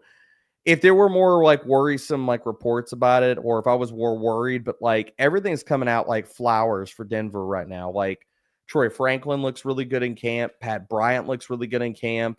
Evan Ingram looks pretty good. Bo Nix has been slicing and dicing defenses. So like, no, for me, it's wheels up for the Denver Broncos offense. I'm all in, dude. Yeah, I don't mind Troy Fagan. I think Troy Fagan's actually a pretty solid, like late round, like dude. I just wish they would have used him last year. Whenever they ran him out there in that part-time role, he still was crushing. It just comes down to Peyton didn't want to work him in. And I'm like, Troy Franklin's got. I loved Franklin as a prospect, man. The reason he fell so much in the NFL draft was he didn't run as fast as people thought he was going to run. He was skinny, and then it was a lot of locker room and off the field stuff that didn't get reported a ton, where people question his work ethic. So, yeah. By the way, if you haven't already, hit that like and subscribe button, please. If you haven't already, we appreciate it. 2 hours in. Yeah, 2 hours in. First time I've done any. I don't do any promotion ever. I'm terrible about that. But doing any of that. But if you haven't, appreciate it. You know, if you hit a little like, little subscribe, appreciate that. But ET, what's going on, ET? And non-PPR, who's a bigger upside between Henderson and Hampton?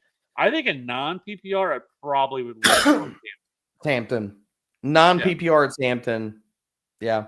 And PPR, it's Henderson. Yeah. So we're talking about upside. Yeah. Non-PPR, it's Hampton easy. Yeah. So because that's the other thing that worries me about New England's offense overall, and why I see the bull case for Drake May, and I don't like. I know some of my colleagues have him ranked as a QB1. I just worry about what's the actual touchdown ceiling of that offense. So like I have Drake May at QB13, but that's where we're splitting hairs. Like even with the rushing, I can't push him up into QB12 range above some of the other guys there, only because I just don't know what's the real touchdown ceiling of that offense this year. Could be higher than I'm thinking, but we'll see. So. Yeah. So yeah, I mean, there's a lot of running backs like rookie running backs for that matter to look at this year. I mean, you have the Caleb Johnson stuff too. And I'm fine with him. I said there's some concerns, but we could have a very long talk about Caleb Johnson. Like, people want to hate on Caleb Johnson because they want to hate on Caleb Johnson. We have a small sample size. I'm not saying he looked good in the preseason, like per se, but he doesn't look terrible. The last game he looked better. He looked better in the last game, but the other part about it is I don't think he trusts I think he's still trying to work himself in. Like his vision was kind of suspect. And dude, like the special sauce for Caleb Johnson, he's a runway back. I said that even on prospect write-ups. Like the special sauce with Caleb Johnson is what the hell he does whenever he gets to the second level. Like his lateral agility, his ability to create yards whenever he's got small bit of a runway to like kind of build up speed, like 3 yards past line. That's the special sauce for Caleb. And right now, Caleb looks like a guy who's trying to find his way, like with the vision, continuity with the offensive line. That's the other thing, dude. Like all this preseason stuff. Tell me how it makes any damn sense for a guy to go out and practice every single day running behind the first team offensive line. You build continuity. You know how guys are going to play and stuff, and you get used to running behind them because it all functions as a unit. And yet in the preseason, you put him behind the backups and you run him out there with the second team. And they get destroyed. They can't sustain their blocks, or they don't seal the edge, or guys go run unblocked, blow up rushing plays. But people are like, they look at the stat lines and they say, oh, that must be all on Caleb Johnson. It must be slow and terrible. And they don't even look at the damn all 22. They don't look at the plays, and they'll put it all on the running back. It's like, bro, when he gets the carry and somebody's standing in his damn face immediately, what the hell do you want him to do? Or there's two guys collapsing it, or there's nowhere to go. Like, what the shit do you want him to do? Make the whole damn defense like force 3 missed tackles and every damn run? Like, come on, man.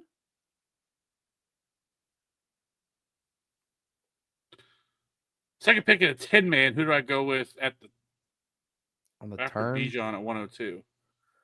So that's going to put you at what for the next one? We're at 2021, somewhere right around there. Yeah, somewhere around there, like in the 20s.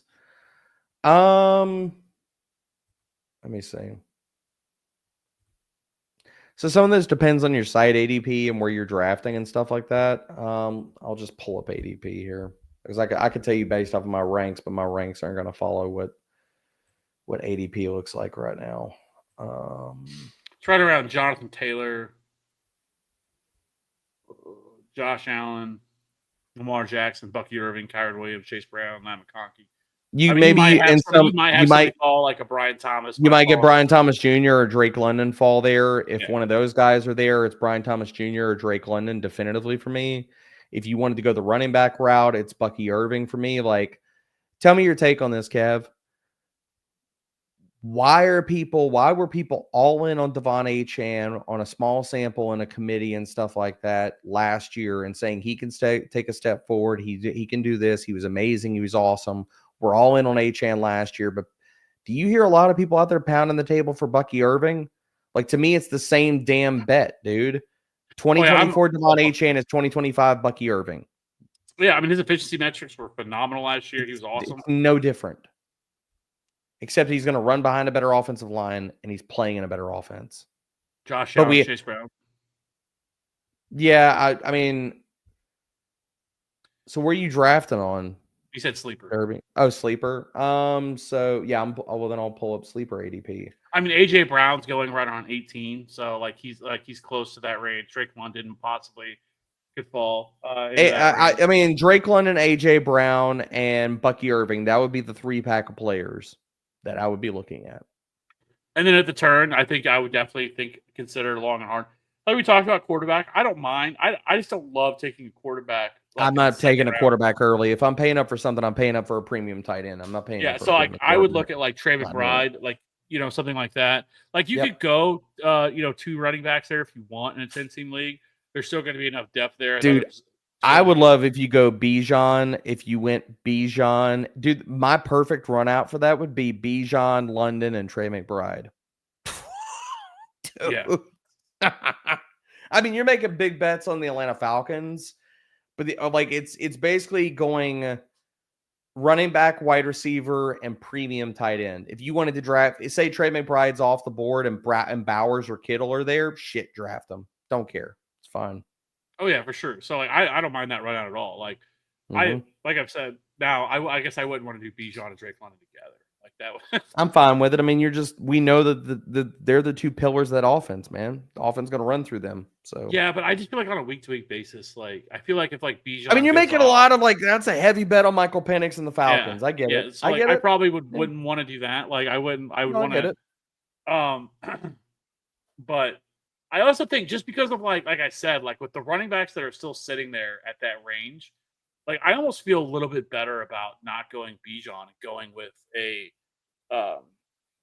like a wide receiver, like we kind of talked about, and then coming back in that second round and getting a Bucky Irving or guys that are sitting there, or if you wanted to take 2 running backs in that range, you could do it. But yeah, I mean, I don't mind that either. Bijan, Burby, I'm down with what you just laid down there, like Bijan, McBride, and then AJ Brown, and then taking Adams or Evans. Yeah, I'm totally down with that, dude. Like I'm gonna draft so much freaking Mike Evans this year. It's gonna be sick, man. I have him on so many teams right now. Like I'm all in on Mike Evans, putting up another Mike Evans gonna do what Mike Evans does. He's gonna put up 11 to 1,200 yards, gonna put up double-digit touchdowns, and everybody's gonna sit here and talk about yet again how great of a value he was this year. That's what he keeps doing. Nobody cares. Yeah, and I love McBride. McBride, I mean, it's phenomenal. McBride was McBride could be a first-round pick when it's all said and done if the touchdown regression hits. Well, we could flip over the cards and say, he didn't score any touchdowns. Like, I mean, he did all this off just pure volume. Yes. He scores touchdowns this year. He's going to be the run. If he scores touchdowns this year, Kev, McBride is going to be the runaway tight end 1. Yeah. Straight up. And 12-man PPR, would you trade Pickens and Aaron Jones for Chase Brown? Wide receivers Nico, Juwan, Olave. With those wide receivers, no. Nope. I mean, dude, you already got Genty and Kamara. No, you're fine. Oh, yeah. I'm not. Why don't you? Yeah, I wouldn't be doing that. No. Not with the wide receivers you got, man. You need Pickens to be a strong wide receiver too, and that's what you drafted him for. Rest of those Would guys you try after those to two, suspect. I wonder if he had, I'm just trying to look does he have anybody else? Because he doesn't really have the cachet of wide receiver to because I want Pickens. I don't want to give up on Pickens, but I also love Chase Brown. So it's kind of yeah, but when you have Kamara, with the two running backs, you're going to be. I mean, dude, if Juwan Jennings doesn't produce, Olave you're basically creating another hole for yourself because now your wide receivers are super thin. Olave, and you don't need to create that hole when you have Genty and Kamara at the top. You don't need to create that hole. That's the only problem. It's then you become heavier at running back, and I think you feel a little bit better about it. Maybe there's a scenario where maybe you because I don't mind trying to trade Kamara. If you could try to do that and get Chase Brown. But could you flip Kamara and Aaron Jones to the Jordan Mason team and upgrade your RB2 spot? Is that possible? Yeah, and then still Aaron Jones in one of those wide receiver threes and get a low end 2. Say you could trade Aaron Jones and Olave and get somebody like a Tony Pollard back or some shit like that, something like that. I'd be much more inclined to do that. Yeah, it's also what does the rest of your bench look like and everything else. Yeah, it depends. And then Ross, 12 full PPR, rate my team, Dak, Jacobs, Chase Brown, Lamb, Moore, Andrews, Walker, Waddle. Addison on the bench will probably replace Waddle after suspension. I don't know if he'll be doing that. I don't think he'll be doing that. No, I agree. But to the question, it's a damn good team, dude. Yeah, Dak, damn good team. Jacobs, Chase Brown, and you got Walker as your top 3 running backs. That's Andrews at tight end and Lamb. And the only place where you're worried about it is just you're trying to figure out wide receiver 2. That's it. Everything else. And if Waddle's that guy or Addison's that guy or shit, you're rotating based off of matchups. This is a damn good team, Ross. Ross, I think you just came in here to show us your team. I feel like you were just flexing. Speaking of whipping it out and putting it on the Ross table. Debating here. No, really good team. You guys are awesome. By the way, drop a sub. Appreciate that. I really do. If you haven't already, hit the like and the sub. Do appreciate that. Another question. What do we think about taking Baker in the end of 6? I think you probably weren't here at the time we had this conversation. Now we are 2.5 hours into this, so I don't for not being in here listening to this for the whole thing.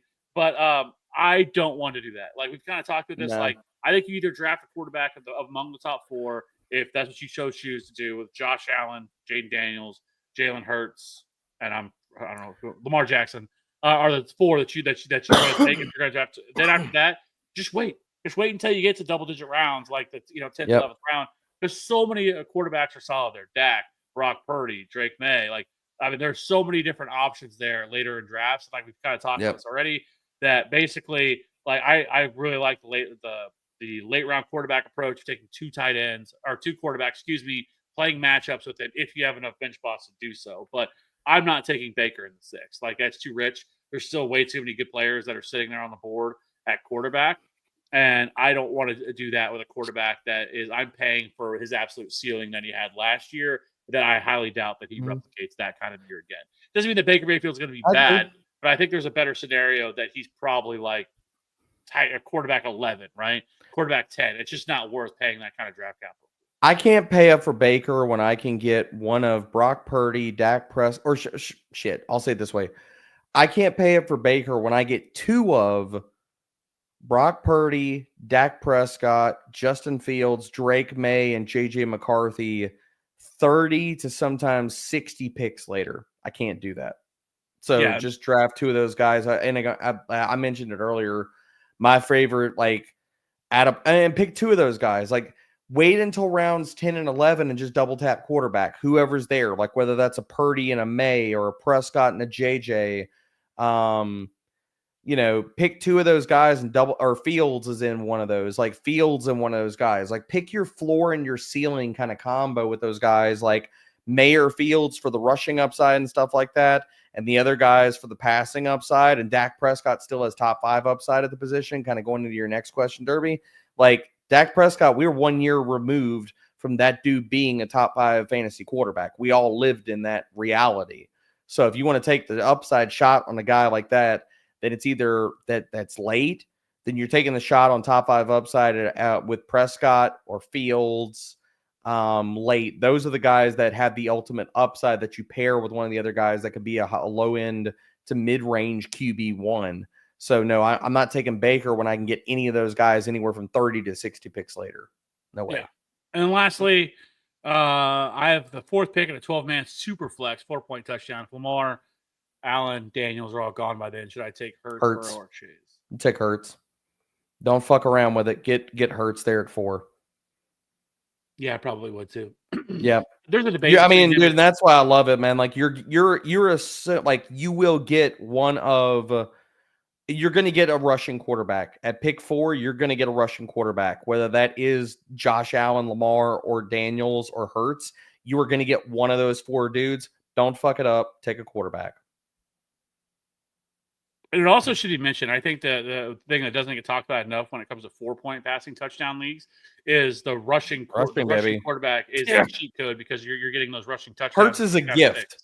Hurts is a gift at 4, and you just press the button on Jalen Hurts and you say thank you to the rest of the draft room because you're getting those extra points. I mean, you're getting those extra points there in 4-point touchdown leagues from a rushing quarterback, and he's had 10+ rushing touchdowns in 4 straight seasons. So And if we're all projecting Saquon Barkley to take a step back to some degree because of the outlier, like just the monster season, regression is going to hit whether you even say that he stays healthy.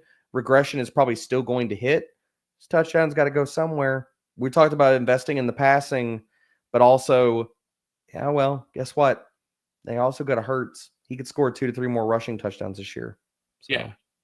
So, I mean, it might lead to 6-point passing touchdown, by the way. No, I mean, it's not going to make that big of a difference. Like, there are so many upside plays later in the draft. Like I said, like Dak Prescott. Passing touchdowns are so damn finicky, too, man. Like projecting those year after year after year. I mean, we can spot like easy regression candidates. No, I wouldn't take.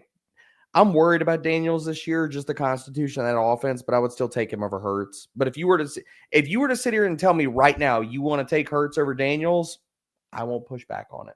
I'll say that. No, because there's a scenario like if this McLaurin stuff lingers on. I mean, the weapons DBro that he's going to have is washed, and Tunsil is not the offensive upgrade that they hoped. And then we're talking about what does he have for weapons? Yeah. So like it wouldn't shock me. Like I don't think that like Jake is going to fall off and be like, no. I mean, he's still going to be a top 12 quarterback based off of his legs alone. It's just, is he top 5? Now you're paying for the top 5 price. Where last year at QB 12, it was free money, dude. That was the easiest pick of all. Dude, it was so stupidly easy to see, and yet everybody let it happen, and it happened. Dude, there was a super flex league where I started, and this was in flex league with a bunch of other industry people. I picked first, and I got Jalen Hurts. They let Jaden Daniels fall all the way to the second round, where I started a team in super flex with Jalen Hurts and Jaden Daniels last year. That was a reality. I was like, "Oh, y'all done messed up. Done messed up." Yeah, that was an easy pick. Yeah. No, he was mispriced. The narratives, and again, this comes back to do your own research, follow voices and people that do the research, follow the people that you jive with their process, whether that's me, Kev, or anybody else, because I could sit here and put out echo chamber rankings. I could copy ECR rankings and just put those out and not deal with half the shit that I deal with in the off season from people, because my rankings are different. I'm willing to follow my own process. And it's so funny, like in the off season, everybody's like, "Oh my God, how could you think that?" And yet all the same freaking fools will be sitting here at week 7 and say, "Oh, it's been such a crazy year. Who could have ever seen these things coming? It's so wild." I mean, Kev, did you really see this happening this year? And then, but it's like when we're in the off season, they're like, "Oh, that could never happen." I mean, that's just craziness. You're just doing that for hot takes, man. Oh, well, you are the original Puka Nakua, like before Puka Nakua was a thing. Jeez. So you were the Puka Nakua. Yeah, soothsayer, all that kind of stuff, So Yeah. so they say, Kev. So they say. I mean, you were like all I over was, Puka I Nakua, was, like I well was, before it was cool. Like, I was. so yeah. So yeah, take it for what it is. What about Chase Brown or Ray Chan? Yeah, I'm fine with that. Not twisting my leg. Like I'm not against it. So we have talked about this already, but like I will just say the Cliff Note version that I loved Devon Achane this year. Yes, the injury part does worry me a little bit. I want to see more information on this, and and hopefully that we can get more information. I don't know when you draft. Hopefully not until not this upcoming weekend, but the following. I think that's the best weekend to draft because that's right before the season. Cuts have already happened. All those things have You happened. think we're getting more info from Mike McDaniel, who says, famously, we're one day closer to death? Yeah, well, yeah, but like because if not, like injury aside, I think Devon Achane like has like top 2-3 upside. Like He does. I think he is I number mean, one. Like everything assuming that falls right Miami's for not a him. total full blown tire fire, too. So Yeah, so like um, I loved Achane, but there's also the downside of like if Tua gets hurt. We saw it last year. He averaged 7 fantasy points per game without. Zach Now, Wilson, baby, we got Zach to the Wilson this year. rescue, to the Yeah. to the rescue. Oh God. Oh, Zach Wilson still modeling for Baby Gap somewhere out there in the ether. Yeah. So like Mm. but I love Chase Brown too. Like I love Yeah. Chase Brown this year as well. Like Volume Joe bet. Burrow is a habitual check down. Like all of his running backs see a ton of targets. That offensive line is a fucking disaster. I don't know what they were doing yesterday, leaving him out there with like. I don't know why he kept playing. Like, what are we doing here? Like, only your franchise out there running around for his life. Like, I was like, get this man Bro, out Zach of Taylor's gonna Zach Taylor, man. Zach like, I Taylor's going get Zach that Taylor. they want him to That's the answer. start hot and start, Can't start hot if you break your quarterback in the preseason because yeah, you I got him was like, playing behind what are we backups. doing right now? But their offensive line is absolutely dreadful. I mean, their tackles are just beyond. Dude, but that's a little bit like I'm not saying I'm out on Chase Brown, but like his efficiency metrics weren't amazing. It was all volume. Is the volume going to be there this year again? Sure. There's other worries that I have with Chase Brown. That's why like I'm at consensus or below consensus on him, only because his per touch efficiency wasn't amazing last year. The offensive line is still really freaking bad. And I think that we could be living in a world where Taj Brooks like plays 30% of the snaps and it's not Chase Brown playing 80 to 90% of the snaps or playing Kyron Williams' role. Like I like Taj Brooks a ton. I think he could factor into the backfield. So yeah. So he drafts on Saturday, but yeah, I mean, like I said, like if you want to take a quarterback early, I'm not going to knock you for it. Like I said, like I think you either take it's not how I want to draft this year, but I'm not going to knock you. But like if it was me, I would. But it can be tough because where you're picking, if you know where you're picking already, and you're picking it, you're picking at the 102, then there's a chance that if you wait at that second 2-3 turn and you wait again for it to come back around, like all four of those guys might be gone by the time the top four might be gone by that point. So I guess you pretty much have a decision to make if you're going to take an early quarterback. That's when you would do it. And I don't mind doing it. Like if that's what you want to do, you start Bijan, get a wide receiver with your next pick, and then on that turn, take whatever quarterback sitting there, whether it's Josh Allen, Lamar, whatever. I'm perfectly okay with doing that. Like I'm fine with it, but I think like the answer there, or at least the question is because you can't pick them both. You can't draft an elite quarterback and an elite tight end in 12-team formats. You're going to be suffering at running back or wide receiver or both, depending on how the draft plays out. That's why I was saying you got to pick one lane. You got to either have to go elite quarterback or elite tight end.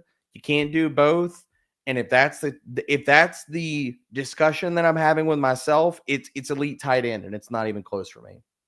And I think it comes down to because like we saw 2 years ago where like Josh Allen, Lamar, and Jalen Hurts were just going nuclear, and they were just a cheat code compared to every other quarterback. Like if you had them, like you were going to the playoffs. Like if you didn't, like you probably weren't. Like or not just going to the playoffs, but like your chances of winning a championship were huge because there's how much of a difference they made.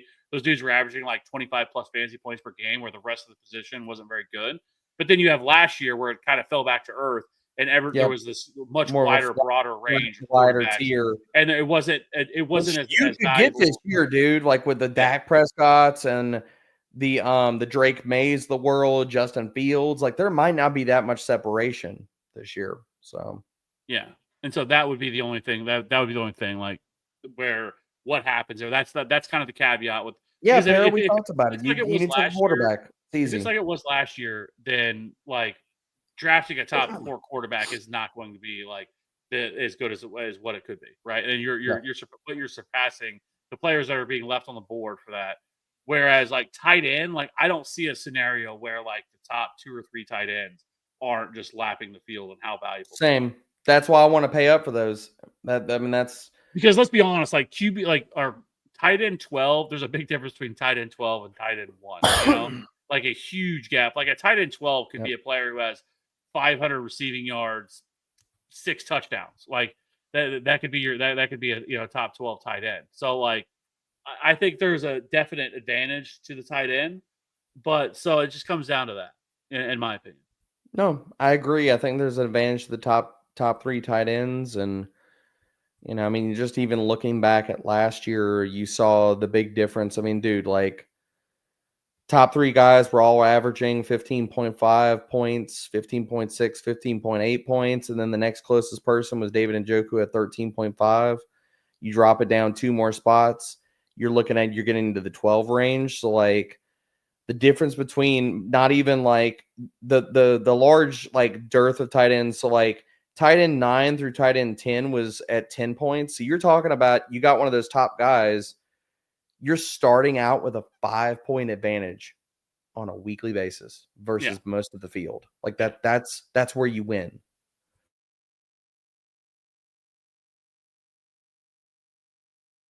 Fourth pick, yeah. I mean, he might be there. I mean, Kittle's going like later third, so like he very well could be there.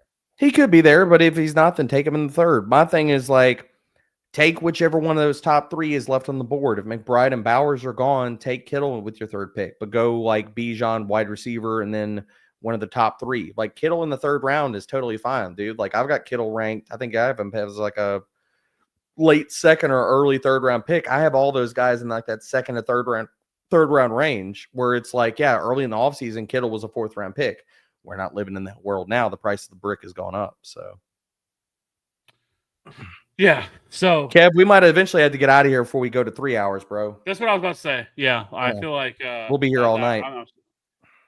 The last question. Well, he asked this a minute ago, so I'll get to this. I was waiting for him to post his team. Yeah, I saw that earlier in there. So I feel like my 14 team full PPR picked it's such a DBro team. It is London, McBride, very nice team. Caleb, Pickens, Scatabo, Addison, Caleb, Justin Herbert. Did you draft? I didn't know. I feel like I drafted this team. Rankings? I feel like I drafted this team. Like this is a really nice, outside of the like I'm not a big Caleb guy, but like you got him and Justin Herbert like in a 14 man. Like this is a beautiful freaking team, dude. Like I love this, Andy. Good job. A+. And you got Bill around, and you got Bill to round out the roster. Just sex appeal. Love it. Just tops off the roster. It's beautiful. This is a very, very good. And a 14 teamer, dude. This is you are crushing. You are crushing the field. I love it. Love it. Love it. Love it. Yeah. Yep. So, you shouldn't be able to draft this in a 14 teamer. Are we sure this isn't DBro's burner? My burner? I was typing this up on an iPad I have sit here right next to me. My surname is Andy. You got me, Kev. So, anyways, all right. Yeah, we've been going for almost 3 hours now. Like, this is why we do the DFS show that we do when season starts with Ryan and Maddie, that they try to like harness us, because we can just go for nearly 3 hours. Because we never shut up, bro. Yeah. It is what it is. It's a great and wonderful thing, and it's horrible at the same time. Yeah. So, anyways, that being said, let's get out of here. I appreciate everybody rocking with us. Appreciate all the comments. I know we were a little bit all over the place, but that's usually what you get. Yeah, that's okay. But I also think there's a lot of good conversations to be had here. So, DBro, I appreciate it as always, you coming in and joining us. And I appreciate your willingness to be different and run against the crowd, because that is not what we see a lot of. There's a lot of herd mentality in this space, where one person says something and next thing you know, it's a trickle down. of everybody saying the same thing. So I do appreciate you being different. Thanks, And brother. you should put more respect on DBro's name, even though I call him an idiot sometimes. You do call me an idiot every chance you get. But you know what? In the real, your wife could get on here, and I think that's honestly just how you say you love you. So I appreciate it. It is. So It if I is. don't call you an idiot, then I don't like you. So, anyways, we'll be back again. I know we haven't done a live in a while, but I'll be doing a lot more content. We're only 2 weeks away from the season, so it's right around the corner. 2 weeks from Thursday, so we'll be going live. We go live every Wednesday night, answer all the start-sit questions. Then we go live every Sunday night for the waiver wire and everything else. So we'll be firing all that up, and you can, like I said, you can stay tuned for all the kicker content that you're going to be getting from me this year, because I am all in on kicker stuff. So, anyways, I appreciate everybody rocking with us. If you haven't already, hit that like and subscribe button. DBro, appreciate you. You can find him on Twitter, just ranting all the time, just constantly dropping stuff out there. At DBro_FFB. And then, or if not, I don't know if you've heard of this place, but it's called FantasyPros. That's where he does all his content. Small outfit. Yeah. So if you haven't already, you can check them out too. But I don't think they need any hype from me. So they do well on their own. So, anyways, appreciate you, DBro. Appreciate everybody rocking with us. We'll see you guys on the next one. Bye.